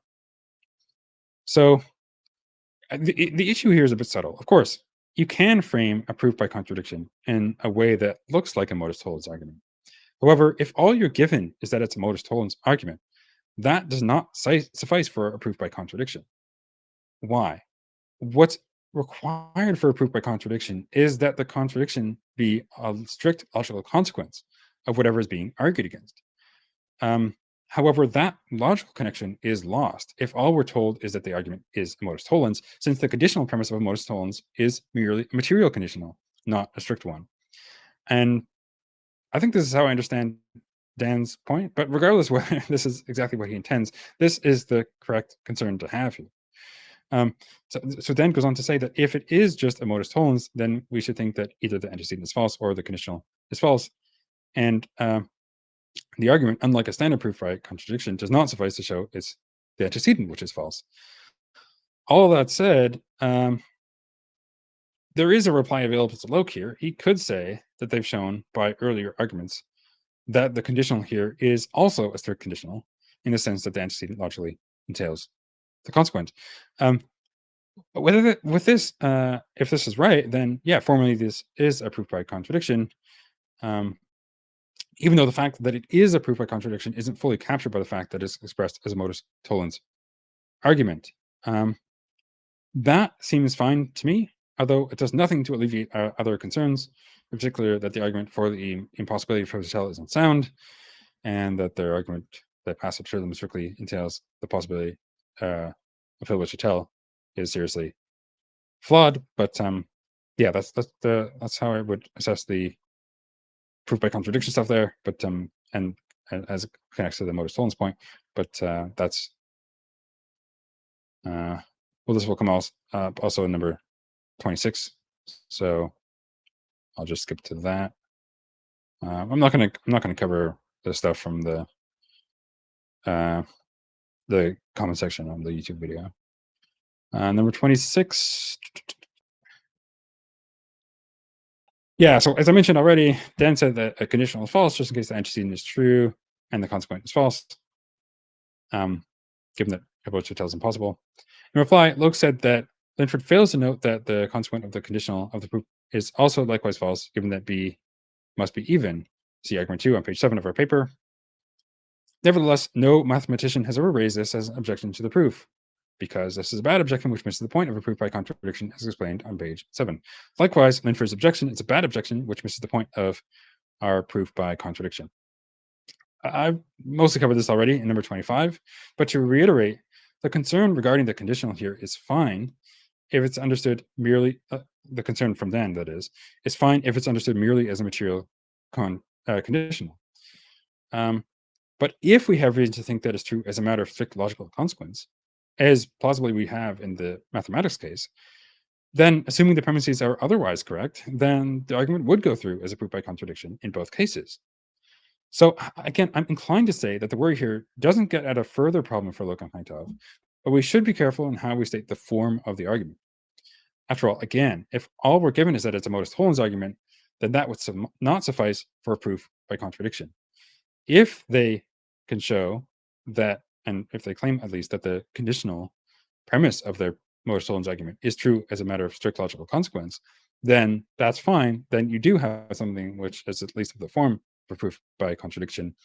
But then, well, I'm going to reject both premises of the resulting argument, both that expresses a strict logical consequence and that Wibble's Hotel is impossible. But that's enough on the proof by contradiction stuff. Just go on to number 27. So I have not been looking at the chat that much, but I will. If people are saying things, I will look at it. I want to get through number. There's only 4 more. Number 27. So here, Malpass said that the argument that I was suggesting would be premise 1, it's not possible to build Wibble's Hotel. Premise 2, pastoralism is true. Therefore, conclusion if pastoralism were true, it's or not. It's not the case that if pastoralism were true, then hotel room builder, blah blah blah, would be able to build something like that. So here, and then in reply, Loke says that Malpass fails to reply to our objection on page 8 of our paper that such a move, expressed by premise 2 of his suggested argument, is guilty of begging the question by assuming that PE is true. I think that Alex's point here is just that you could reason from the impossibility of Wibble's Hotel and the truth of pastoralism to the impossibility of constructing a hotel in this way at any world at which pastoralism is true. Of course, it would be question begging for him to give this as an argument to Loke, right? As an argument that it's not possible that that sort of hotel be constructed at a world at which pastoralism is true, yada yada. But the point, I think, is that it's not clear from the article why we should prefer the argument given there to Alex's inferences, to the inference that Alex suggests here. But I'm not going to say more on that here. I'll just go on to 28. So for number 28, Loke adds that Malpass's conclusion, which denies premise 1 of our modus tollens argument, stated on page 7, fails to consider the independent reason for thinking that premise 1 of our modus tollens argument is true, which we explained on page 7. So I'm fine with this. That is, if the premises of their argument are more strongly supported than the premises of Alex's argument, then that would be good, right? But 2 notes. First, again, for it to be a proof by contradiction, the support for premise 1 has to show that it's a strict conditional, that it's a logical consequence, not merely that it expresses a true material conditional. And I don't think that what they've said, well, 2, of course, I do not think that the support they offer there is particularly good, as I've expressed already. Number 29. I guess this is just not something. 29. Yeah, so here Alex says that premise 1 is asking you to imagine a situation where there's a hotel, and premise 2 tells you that there can't be any such a hotel. Then it's obvious that they're never going to be able to be true together. In reply, Loke says this objection ignores the fact that the consequent of premise 1 is the classic proof by contradiction. If root 2 were rational, then B must be odd, and premise 2, B must be even, are also never going to be true together. Nevertheless, no mathematician has ever raised this as an objection to the proof, because this is a bad objection which misses the point of a proof by contradiction, as explained on page 7. Likewise, Malpass's objection is a bad objection which misses the point of our proof by contradiction. Now, it's not illegitimate in general to use the implausibility of the consequent of a conditional to undermine the plausibility of the conditional itself. After all, if you learning that the consequent of a material conditional is false itself provides some evidence that the conditional itself is false. That's an acceptable move in general. But in some cases, it might be that we have much stronger support for the conditional than for its negation, even in spite of the aforementioned reasoning. That is to say, we might have stronger support for not Q and not P than for Q and not P. And um, one way to have support like this is by showing that Q logically entails P. And this is what makes standard proofs by contradiction plausible and what renders Alex's suggested move inapplicable to cases like that, right? But then for our purposes here, we then just return to whether we do have support like that for the given conditional, although I've covered this issue already. Um, I could ramble on about this, but just finish up with number 30, which is here. That's the end of the document. Uh, so here, so Alex says that, I mean, at the end of the day, if Hochschild is impossible, right? If that's part of the assumptions that we're using here, if we're trying to think of what follows from the conjunction of both of those two premises, it seems exactly that if Hochschild is impossible, then God could have spent quite a lot of time in the infinite past at any finite number of days. He could have spent making hotel rooms, but he couldn't have spent all of them. In reply, Loke says that Malthus is repeating his error of using premise 2 of proof by contradiction to deny premise 1, which misses the point of our proof by contradiction, as you pointed out on page 7 of our paper. Yeah, it looks like Loke got a bit repetitive here at the end to squeeze out more errors, but regardless, again, the move suggested by Alex here is not illegitimate in general, but it might be in certain cases that, in spite of that reasoning, we have much stronger support for the truth of the conditional than for its negation. Whether this case is like that isn't given by its mere characterization as a proof by contradiction, but depends on how good the support is for the conditional premise. I think that support is poor, and for rather decisive reasons, but we'll not go over that again. All right. Is anyone even still here? I don't even know. But that's gonna do it for my review of Loke's reply here. That was quite painful for me. Maybe maybe that would be less. Maybe that's less painful for other people. I don't know. But I do find the argument in the article by Loke and Haitov just exceptionally poor, and the Loke's subsequent defense of the article just a giant mess of confusion and incompetence. I would be embarrassed to have this article published in a journal, in my journal, if I had one. And I do not think that anyone should take Loke seriously as a philosopher or as an apologist. But to be clear, I don't mean to discredit him as a person, since for all I know, he's perfectly decent. So yeah, thanks for watching, subscribing, commenting, yada yada. Consider contributing to the channel at patreon.com/friction.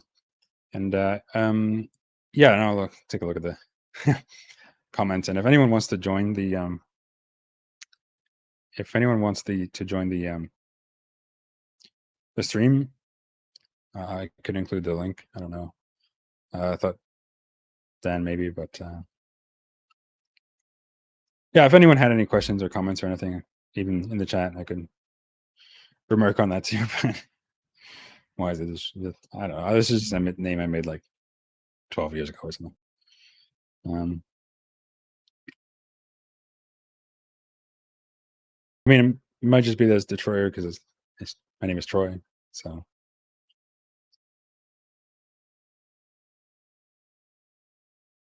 yeah, please stop mumbling and talk like I thought STD was. I think I'm talking normally. Who's this KI pop person?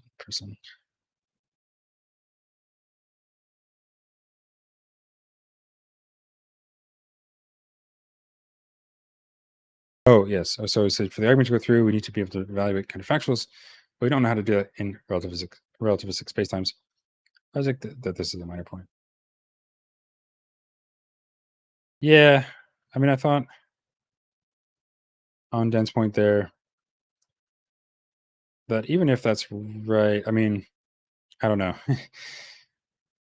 seems sort of plausible to me that we can suppose that there's when we talk about some other world at which past eternalism is true, or like it shares a relevant temporal history with the actual world, even if it's not the same in some further way that requires assessing certain facts about physics or something like that. So I don't know. I was willing to just sort of grant that, but maybe there's something more to it. Oh, I just realized my camera not been on like this whole time.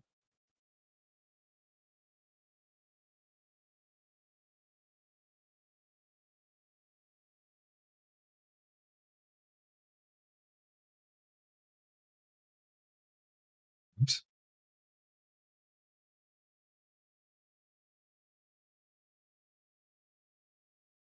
Oh, it turned off like 1 minute ago. Okay, okay. Yeah, for me, it must have. Um,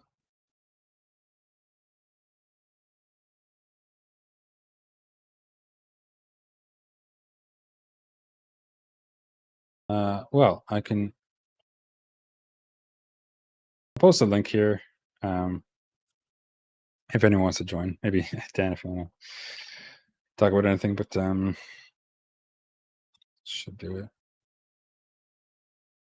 funny fake message. Okay, hang on. Well,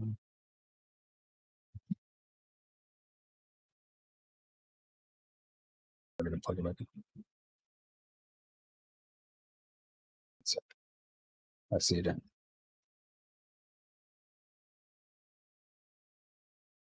What's this?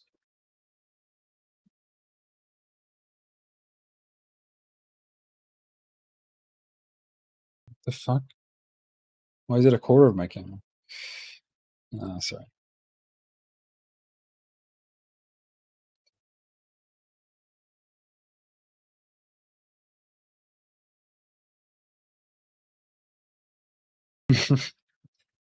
Mm, hang on, I'll add you to the stream first, and then Oh, how's it hi. going, Dan? Good. How are you? I'm good. I'm good. Yeah, I went through the whole document. I know you joined late, I think, to the stream, Yeah, but yeah, I did. I mean, I think so. I don't know if you saw this, but I wrote a lengthy reply to Loke in the comments on Alex's video, and yeah, I saw that, but I wasn't going to comment on that exchange there. But yeah, if you want to yeah, I mean, if we want to mention talk that. about that, right? So I mean, this is related to this business about uh, whether modus tollens argument and a proof by contradiction are the same thing, or if you can reformulate a proof by contradiction into a modus tollens argument. Um, and I what I do in that post is I There we go. reformulate um, the proof that the square root of two is irrational as a modus tollens argument. Right? It just goes like this. It says if the square root of two is rational, then there are two positive integers, a and b, such that the square root of 2 equals a over b. And then the second premise is there are no two positive integers, a and b, such that the square root of 2 is equal to a over b. The conclusion is therefore the square root of 2 is not rational. And now the suggestion that Alex and Wes had was that they could do a move analogous to a Moorean shift. And if you do that move on this proof, what you get is a new argument that says that first of all, the square root of 2 is rational. It says second, there are no two positive integers a and b, such that the square root of 2 equals a over b. The conclusion would be, well, if the square root of 2 is rational, that it's not true that there are two positive integers a and b, such that the square root of 2 equals a over b. Now, that's an argument that no one should accept, but not for the reasons that Loke named, right? The reasons that no one should accept that argument is that everyone in the debate agrees that the conclusion of that argument is false, right? It follows that it's false just from the definition of the word rational. That is, it's false that if the square root of 2 is rational, then it's not true that there are two positive integers a and b, such that the square root of 2 equals a over b. But nothing like that happens for the modus tollens argument against past eternalism. Right? So when you do the corresponding move on that argument, here is the argument that Alex and Wes would give. They'd say, well, first, that past eternalism is true. Second, it's not possible to build a Hilbert hotel. The conclusion is, therefore, it's not the case that if past eternalism is true, then a hotel builder would have been building persistent rooms at regular time intervals, would have built a Hilbert hotel. Now, the point here is just that because those two argumentative moves don't have the same status, right? One involves a outright contradiction that no one in the debate should want to endorse, and the other does nothing like that. Then there's just no reason. There's no reason that Loke should have made the objection that he made, right? Like, it wouldn't fail in the way that he's claiming. Yeah. So, well, did you hear what I had to say about this issue? Well, remind me what you said. So basically, like if all you're given about the argument is that it's a modus tollens, then that does not suffice for it to be a proof by contradiction. The important difference there is that the material, the conditional in the modus tollens is just a regular material conditional, but for it to be a proof by contradiction, it really needs to be a strict logical consequence. It needs to be a strict conditional. And if you add it in to it being a modus tollens argument, that it's a strict conditional, then I'm fine with that as a way to represent a proof by contradiction. You could represent a proof by contradiction in that way. That would suffice. But then the work is being done not just by the fact that it's a modus tollens argument, but that the first premise, the conditional premise, is a strict conditional. And if he asserts that and ideally shows that that's true, then it's perfectly fine as a proof by contradiction. But absent that, it's not, right? That's basically what I have to say there. I mean, the point about the Moorean shift, the point that Wes and Alex were suggesting, Moorean shift works when according to someone's intuitions, it's more plausible that the conclusion of an argument is false than that the premises are jointly true. And that's something that's going to occur for any argument of the modus tollens form, unless you have what you get in a proof by contradiction, where it's going to, or if you try to do the analogous move, you get an argument that no one should want to accept. Right? I mean, in other words, the Moorean shift becomes unavailable because it would force someone to accept the contradiction were they to try to make that move. It would force you to deny that it's a strict consequence or to accept the contradiction. But if the support for it being a strict consequence is better than whatever intuitions you have, then so much for those intuitions, I guess.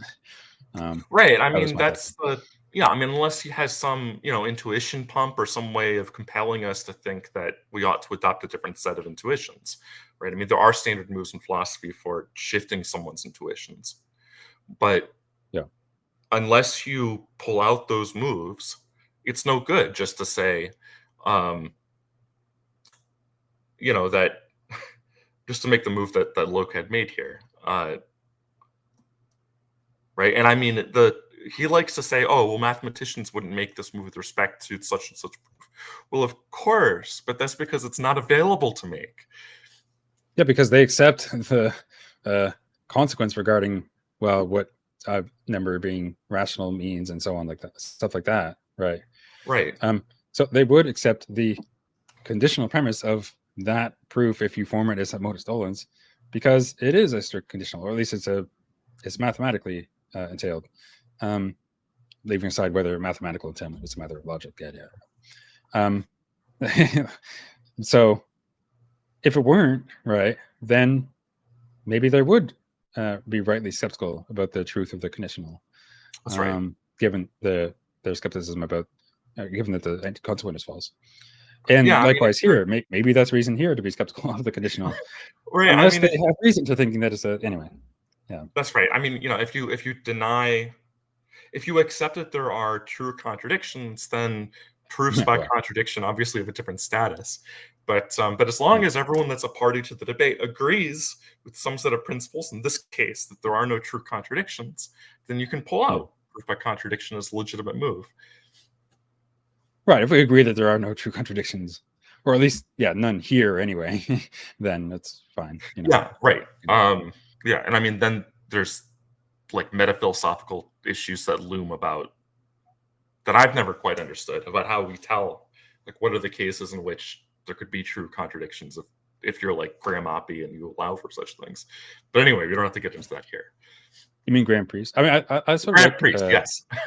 yeah, Priest's reply to that is just like, well, uh, in the same way that you might have evidence for or against some claim, you might have evidence for both P and for not P. Maybe you often have that, but like when you have good, really good evidence of that sort, then you have good evidence that there's a true contradiction there. But maybe you don't Yeah, have that usually. And I mean, I mean, I I know don't know. there's concerns that remain, but yeah. I'm uncertain about that because it seems like there's some like meta language with its own inferential rules that we have to deploy in order to make that move. And then I'm worried about like how we know what kinds of inferences are justified in that at that meta level. But anyway, this is all like getting Yeah. really far afield um, from Andrew Loke. Yeah. I mean, if he wants to, make logical inferences using some more general logic that doesn't undermine the conclusions he wants to draw, then yeah, of course he's going to have to use Yeah. something like LP or something weaker, whatever. Yeah. No, But yeah, we don't need to get into that.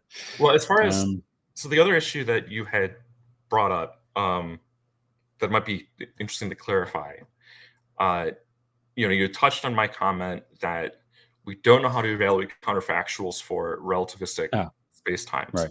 right. This is a problem there's some literature on it, but it's sort of underappreciated. Given that it often is kind of ignored, I don't know that we need to saddle Loke with it, but maybe it's worth pointing out what the worry is supposed to be.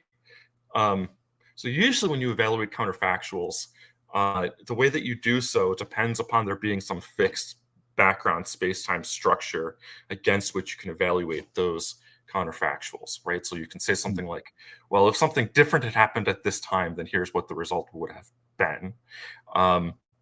But in general relativity, the space-time structure is not fixed. And so if you want to say, okay, well, what are the corresponding elements between these two possible worlds? Like, how do I pick out the features of this possible world that correspond to the features of this other possible world? It's entirely unclear how to do that. And in fact, when we try to evaluate things like counterfactuals, like when you try to evaluate, for example, causal claims, so you might say something like, well, had the brick not struck the window, then the window wouldn't have broken. Like that's the usual kind of counterfactual you want to evaluate. It turns out that if you try to do that kind of thing in with respect to general relativity, so if I start out with a space-time that's got some point mass in it, so I've got a black hole somewhere.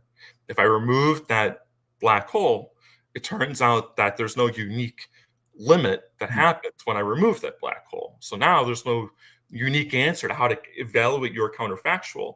And that's just in the simplest case, right? Where I start with a space-time with one mass in it, and I remove that one mass. Now it's entirely unclear what would happen in the case where that mass wasn't there.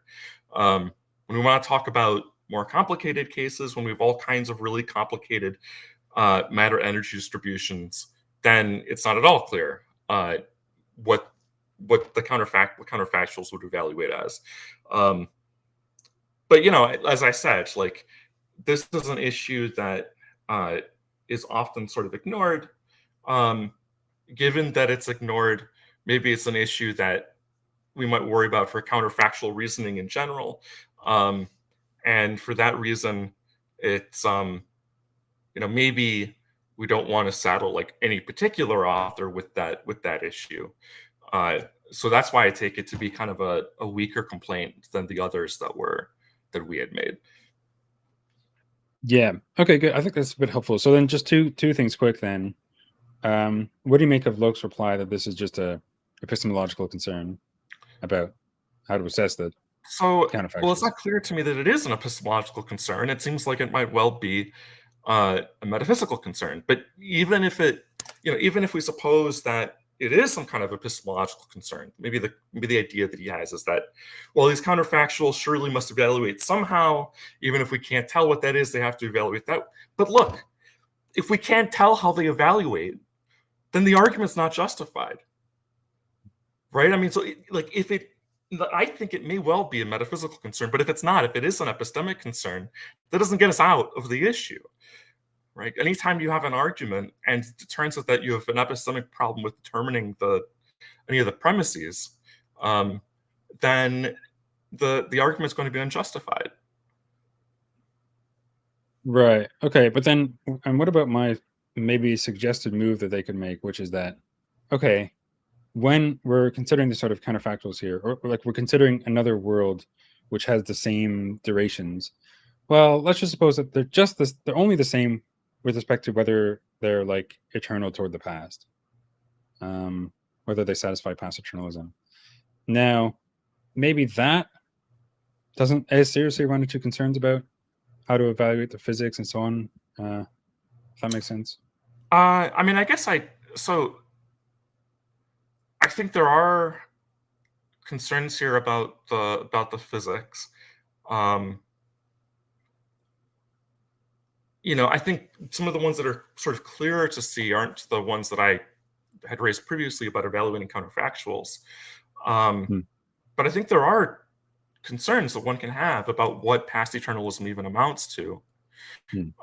So, for example, it's very easy to generate or to construct a model of a relativistic space-time in which there's no global past direction. So you can have a model there's local past directions, but no overall global past direction. And now, suppose you get a model where, according to one of the past directions, things are infinite in that direction, but then there's some other past direction somewhere else in space-time, not the same as the first. And suppose that it's not infinite with respect to that direction.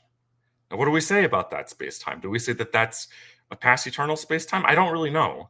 Well, And I think that's now, that might be a more general worry about how we think about past eternalism in the first place.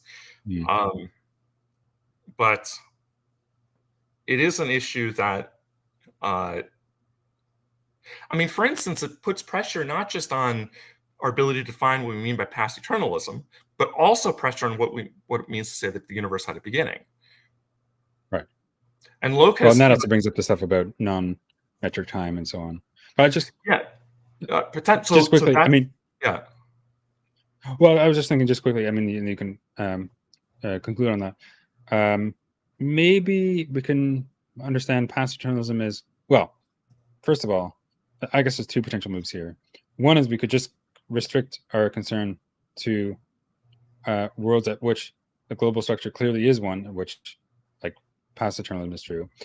Or we could say that, well, past eternalism isn't necessarily saying something true about the global structure, isn't necessarily describing the global temporal structure, but so long as that sort of structure exists at the world in some respect, so like there's at least some point in space-time at which its past consists of sort of an infinite sequence of non-overlapping, non-degenerate temporal intervals of equal length, blah, blah, whatever, something like that. And there you could sort of maybe still run the same argument, even if that sort of temporal structure isn't the same as the global temporal structure. I don't know. I mean, this seems like there's potentially moves here, but of course they didn't explore any of these issues. Right, but, that's right. I mean, this is the trap that I always fall into, where there's a bunch of other interesting issues, a bunch of other issues in the ballpark that interest me, and then I want to go off and explore those. But meanwhile, it's like, yeah. But yeah, I mean, I don't know. I think we sort of agree that this is probably a minor point, and maybe there's something that can be ignored. But and I'm inclined to agree. But yeah, I mean, there's definitely some interesting issues there. I agree. So yeah, I don't know if you want to say anything more on that. But, I mean, maybe it's just yeah. I mean, I don't know if I need to say anything more on that. The particularly, I haven't been watching the comments. I don't know if people are telling us to move on to something else or to. yeah. 1 second. Yeah, I mean, K.I. Pop or whatever your name is, if you could not troll like that, I mean, come on. Thanks, so.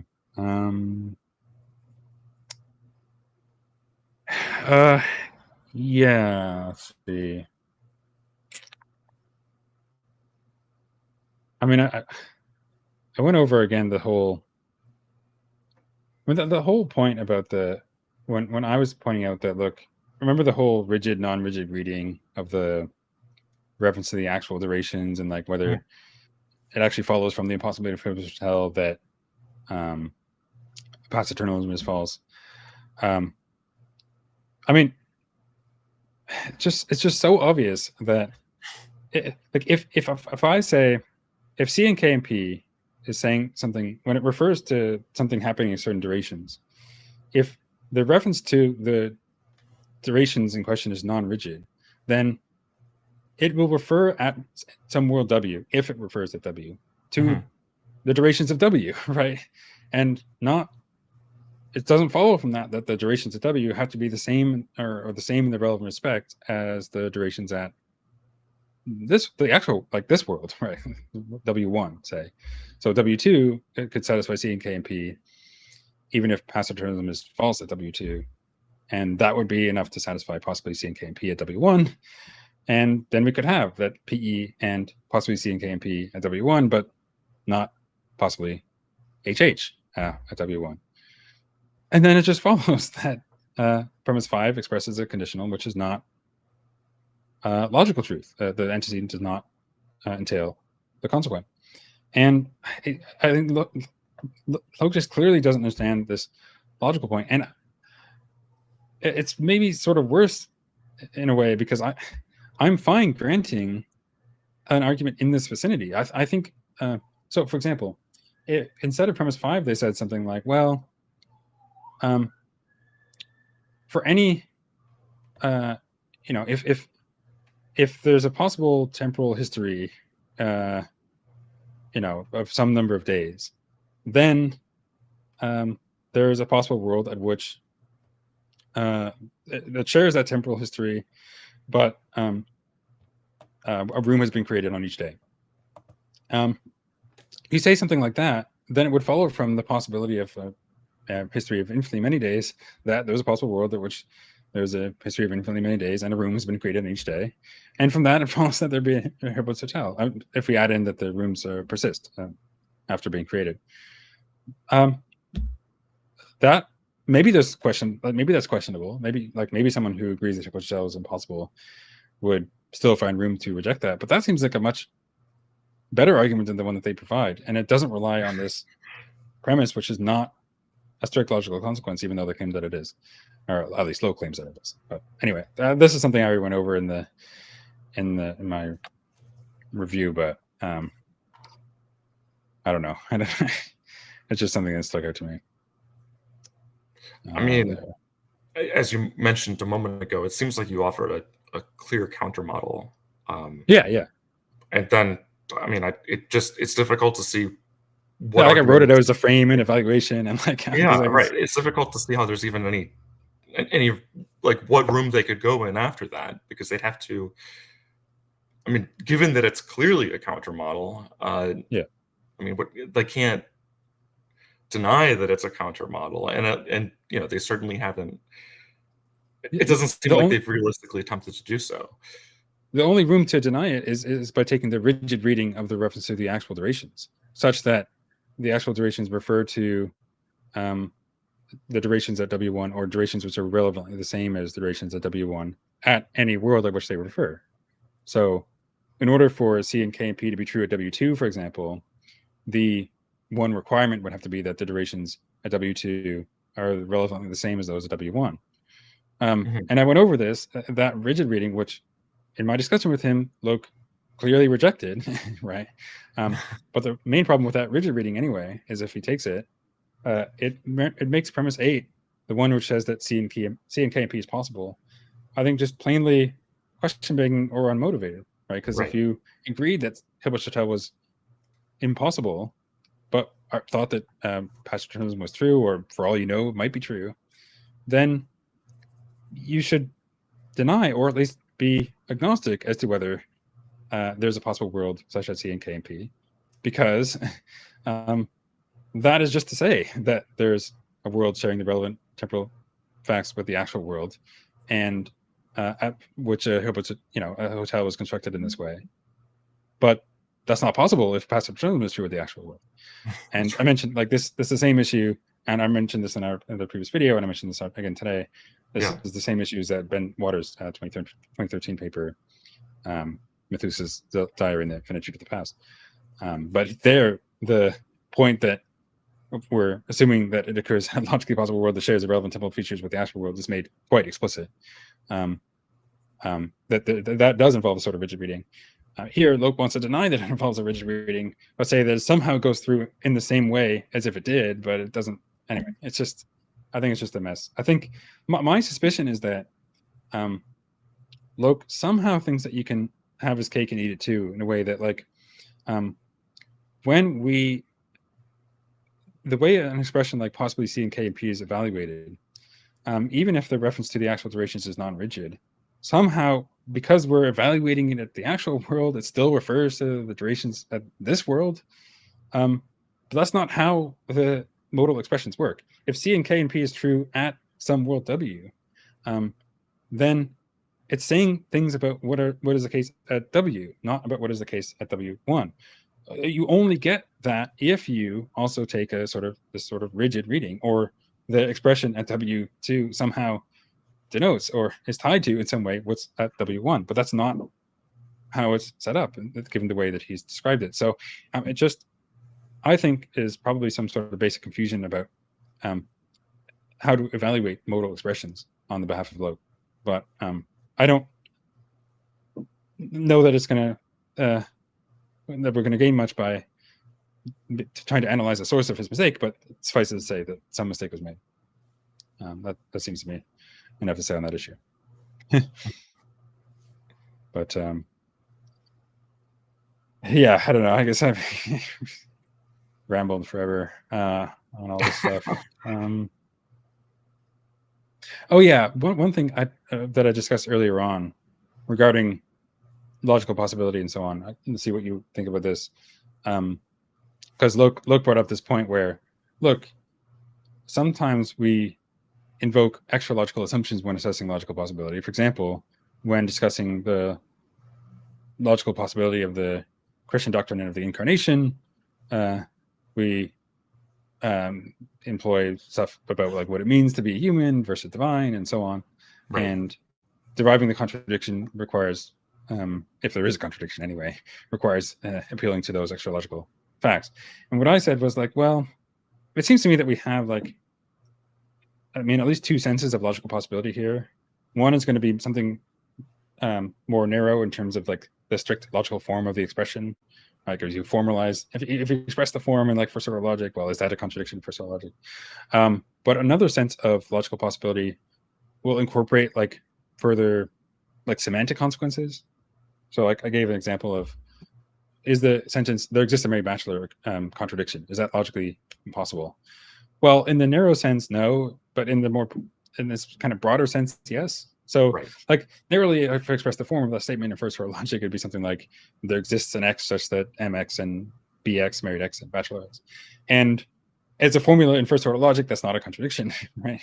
But so if that's a sense of logical possibility we're concerned with, then that expresses logical possibility. But oftentimes when we talk about logical possibilities, we want to take as fixed in some sense the certain semantic consequences, and it's a semantic consequence of the statement that there exists a married man who is not married, and that is a contradiction, right? And we'll say there exists an X such that MX and not MX, and that's going to be a contradiction. And in that sense, we want to say, yeah, there is a contradiction there. But in getting that result, we included this, strictly speaking, extra logical assumption about the semantic consequences. But maybe in some cases we employ more than just semantic consequences in sort of restricting the space of logical possibilities. I'm not sure, but probably not much more than that if we do. And my point was that, like, look, on either understanding of logical possibility here, the Hilbert's Hotel and the argument given to show that it's logically impossible does not suffice, right? Giving extra logical assumptions which are clearly inadmissible. Like, I gave this example, like, if I said that unicorns are logically contradictory, or they're logically impossible, and I said in support of that, well, I mean, it's true that there are no unicorns, and there are no unicorns, and there exists a unicorn is a contradiction, and so there exists a unicorn is logically impossible. Of course, that would be no good as an argument to show the impossibility of unicorns, and it would be no good as a reply on my behalf to say, well, but look, sometimes when showing logical impossibility, we can appeal to extra logical assumptions. And my assumption that there are no unicorns is just such an extra logical assumption. The problem is that it's clearly not the admissible sort of extra logical assumption. And I think the premises that they deduce in the article are much more like that case, the there are no unicorns case, than the a bachelor is an unmarried man case of extra logical assumption. Do you see what I'm saying there? Yeah, no, I think that's right. I mean, I think so look, I mean, the way that I would have cashed out the distinction between metaphysical impossibility and logical impossibility is that a metaphysical impossibility results in a situation where you have some metaphysical law, and it's only by supplementing your logic with that law that you get the contradiction. Now, whether there are such things as metaphysical laws, I don't know. So there's, like, in some sense, I'm skeptical about whether there are such things as metaphysical impossibilities as distinct from physical or logical impossibilities anyway. But supposing that we allow for this category, that's how I would have understood it. And then as far as logical impossibility goes, well, that's an impossibility you can show without supplementing your logic with such a rule. So in the case of a married bachelor, it follows just from the meanings of the word bachelor and married. It doesn't need the supplementation of some additional principle. Right. And I think that's why that's why his examples are clearly cases of metaphysical impossibility and not logical impossibility. Then in any case, if he wants to insist that we call these logical impossibilities, I mean, fine, he can use whatever stipulatively defined language he wants. But, I don't, the argument that he gives that it's any kind of impossibility, I don't find convincing. So, you can call it Lokean impossibility. Whatever kind of impossibility you want to call it. The question is, do we have a convincing argument that it's impossible in the sense that it couldn't obtain at the actual world? And then the answer is that, well, I'm not convinced that he has such an argument. Yeah. So yeah, that's good. I mean, so, like, if you invoke some modality, especially if it's, some stipulated sense of some stipulated modality, the plausibility of your modal inferences, especially ones that entail something about what the actual world is like, is going to be parasitic on the plausibility of assumptions in your modality, right? So, like, if it's a theorem of if it's a necessary truth on some modality that, I don't know, God exists, right? Then I could say, well, according to this modality, it's necessary that God exists, and so God exists. There's my argument for God. Well, the plausibility of that argument is obviously parasitic on the plausibility of the modality, which incorporates that as a necessary truth on that modality. And so it's going to also be, I think, parasitic on whether in fact God exists. And likewise, if we want to say, well, what he's invoking here is not strictly speaking logical possibility, but some sort of Lokean modality, then in addition to other concerns that we might have about the inference, the plausibility of the argument is going to be parasitic on the plausibility of Lokean modalities, which is not a given, right? If you're incorporating these other extra logical assumptions into the background, then of your modality, then and you're using those to draw modal inferences, then the plausibility of your inference depends in part on the plausibility of those assumptions. And so we haven't really made any progress. In a way, I think, depending on how we construe like modality and modal arguments broadly, in a way, and this is sort of a separate issue that I'm not going to explore more now, I think every modal argument emits of a non-modal presentation, where you draw, you infer the conclusion from whatever's sort of held in the background of your modality, and given the admitted consequence relations and so on, and you can express that in non-modal terms, ideally, invariably. And so the addition of the modal apparatus actually has nothing to the plausibility of the argument. But anyway, I don't want to get my soapbox on that right now. But yeah, so look, I mean, I didn't really talk about it being logical for some metaphysical modality here. Like, I'm fine saying that, well, I do want to say there's a sense in which there exists a married bachelor is logically impossible. And because I think oftentimes we speak that way. And maybe sometimes it's that we speak that way somewhat imprecisely and so on. But I think the sort of thing we have in mind there is that, well, we admit, say, substitution of co-referential terms or the holding fixed certain semantic consequences when evaluating the consistency of some expression like that. And so in that sense, yeah, we kind of want to say that the existence of married bachelor is a logical contradiction, and not just because the strict logical form of that expression is a contradiction in, say, first order logic.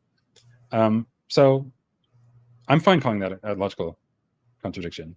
If you want to call it a metaphysical impossibility, okay, you're right. That opens up another can of worms about how we understand, like, what constrains that space, like the metaphysical Yeah, no, I laws, think I whatever. agree with you, and I think But Sully's comment was helpful. yeah, At least puts a helpful way of framing it, right? So there's a kind of logical possibility that you might talk about when you're talking about they say broad logical modality, including synonym replacement.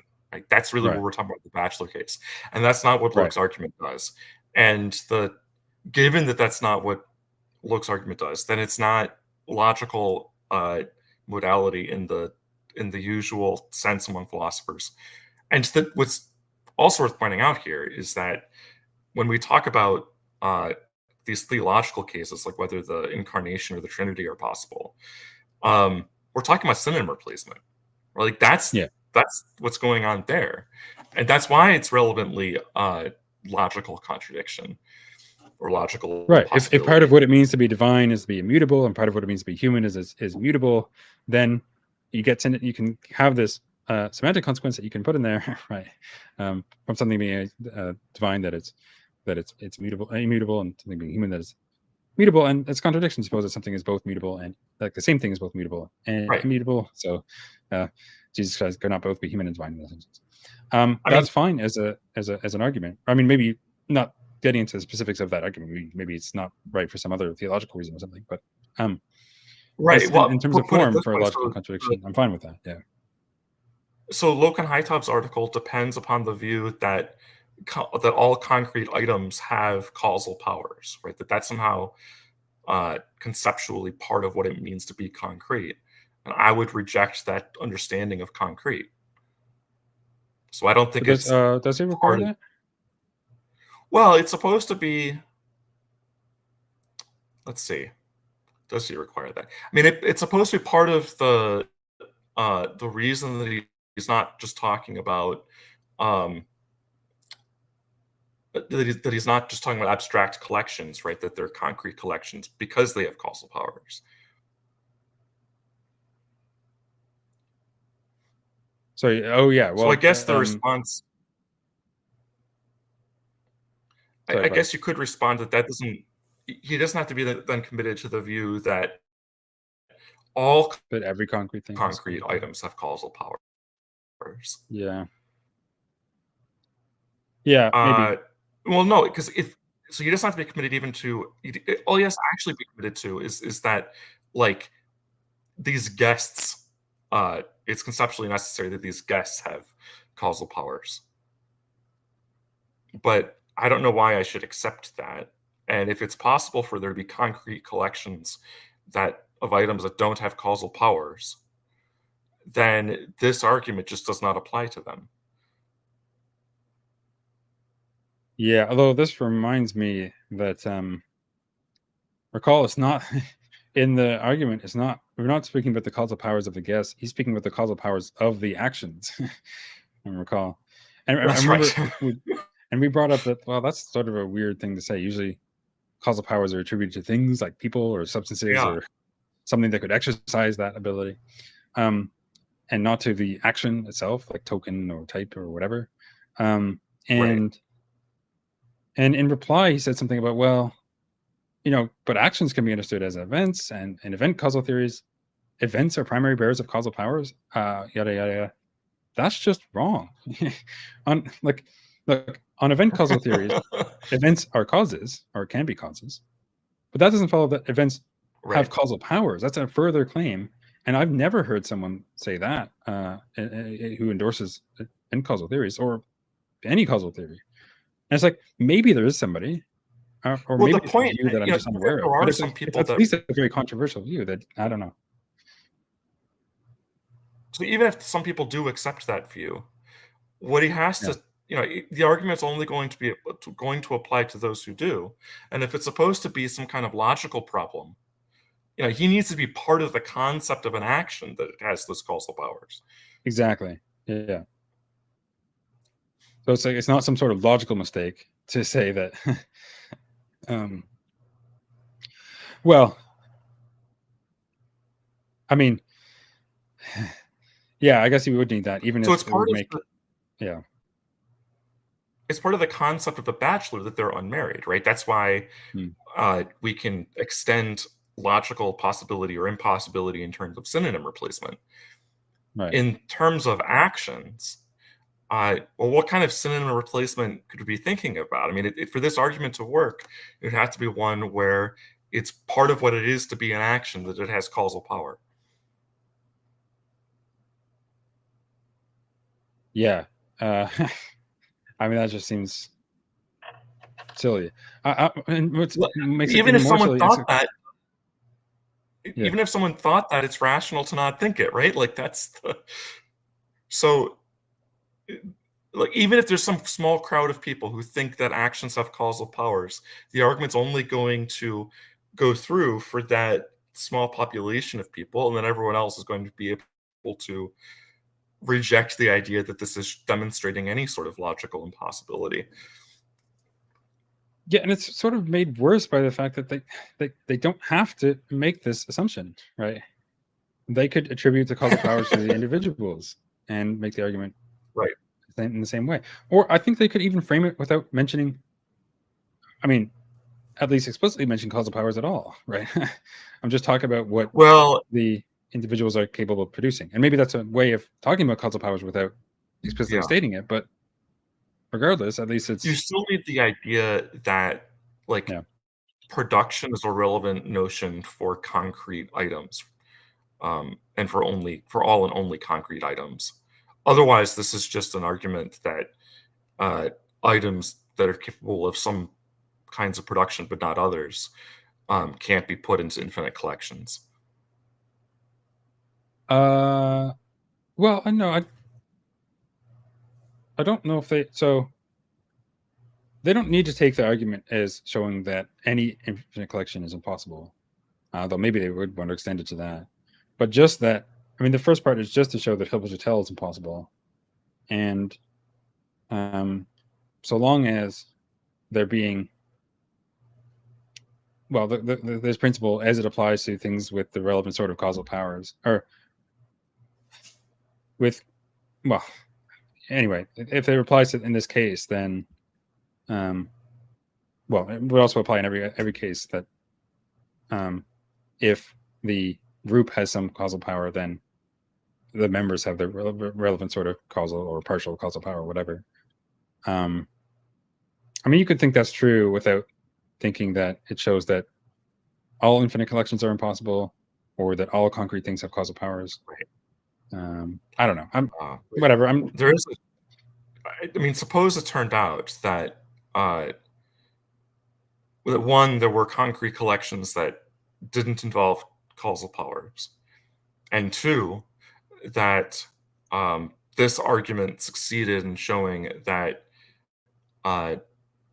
items with causal powers cannot be put into infinite collections. In that case, the past, for example, could be infinite, so long as there's not an infinite sequence of causes over the past. Yeah.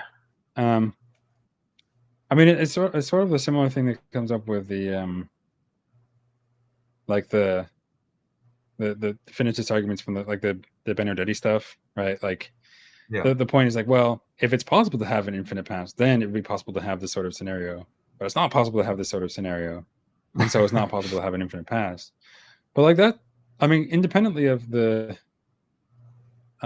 other stuff that goes into that inference, it just seems like something must have gone wrong there, because what's impossible, especially if we're talking about in a logical sense, about a past where it's just like, I don't know, just maybe someone has been sitting there dreaming forever.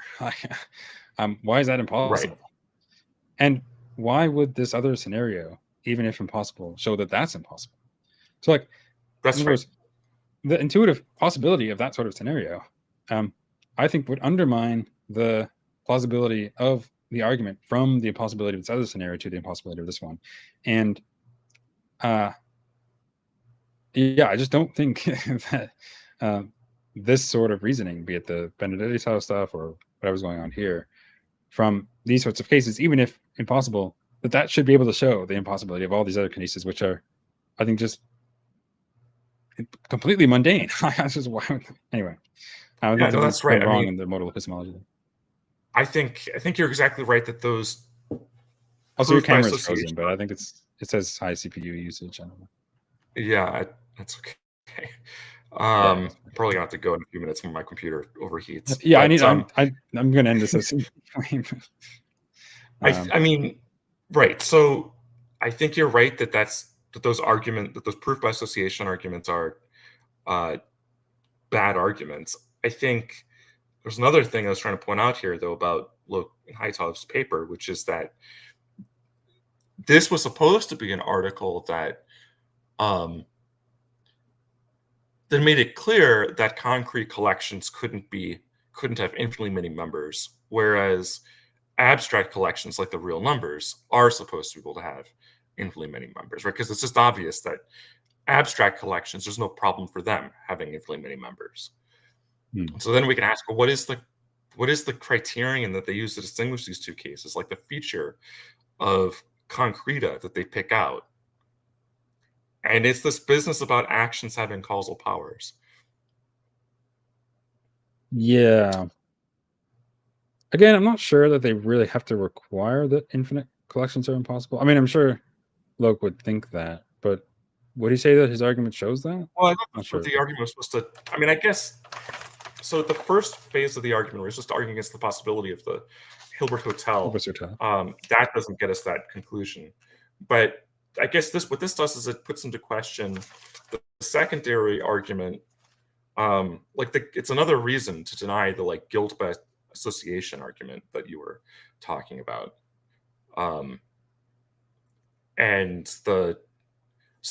Because even if you thought that guilt by association arguments succeeded in some cases, it seems like what you have at most here is an argument for the view that that actions with causal powers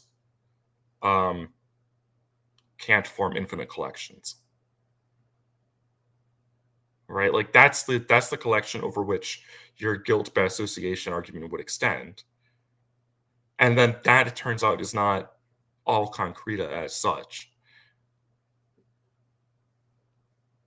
Whereas the conclusion that they want to Yeah. get to by the end of the paper is that all concrete collections are impossible. Sorry, I not thought it was just that. all infinite concrete collections are impossible. Yeah. Well, is that? I mean, I thought it was just supposed to get to that past eternalism is false, but maybe he wants to argue that too. I don't recall that though. Yeah, Because well, then in my that case, recollection of the structure is argument 1 and 2 show that Hilbert-Chatel is impossible, and then there's another argument from the impossibility of Hilbert-Chatel for the falsity of past eternalism, and that's kind of it, right? I mean, there's some other stuff there, but that's the main structure. yeah, I recall. right. So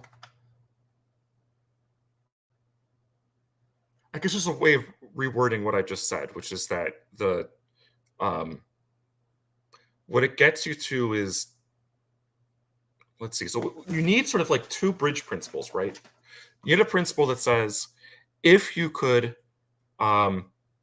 first of all, establishing that an infinite collection of actions is impossible. An infinite collection of actions with whatever causal power is impossible. That then tells you that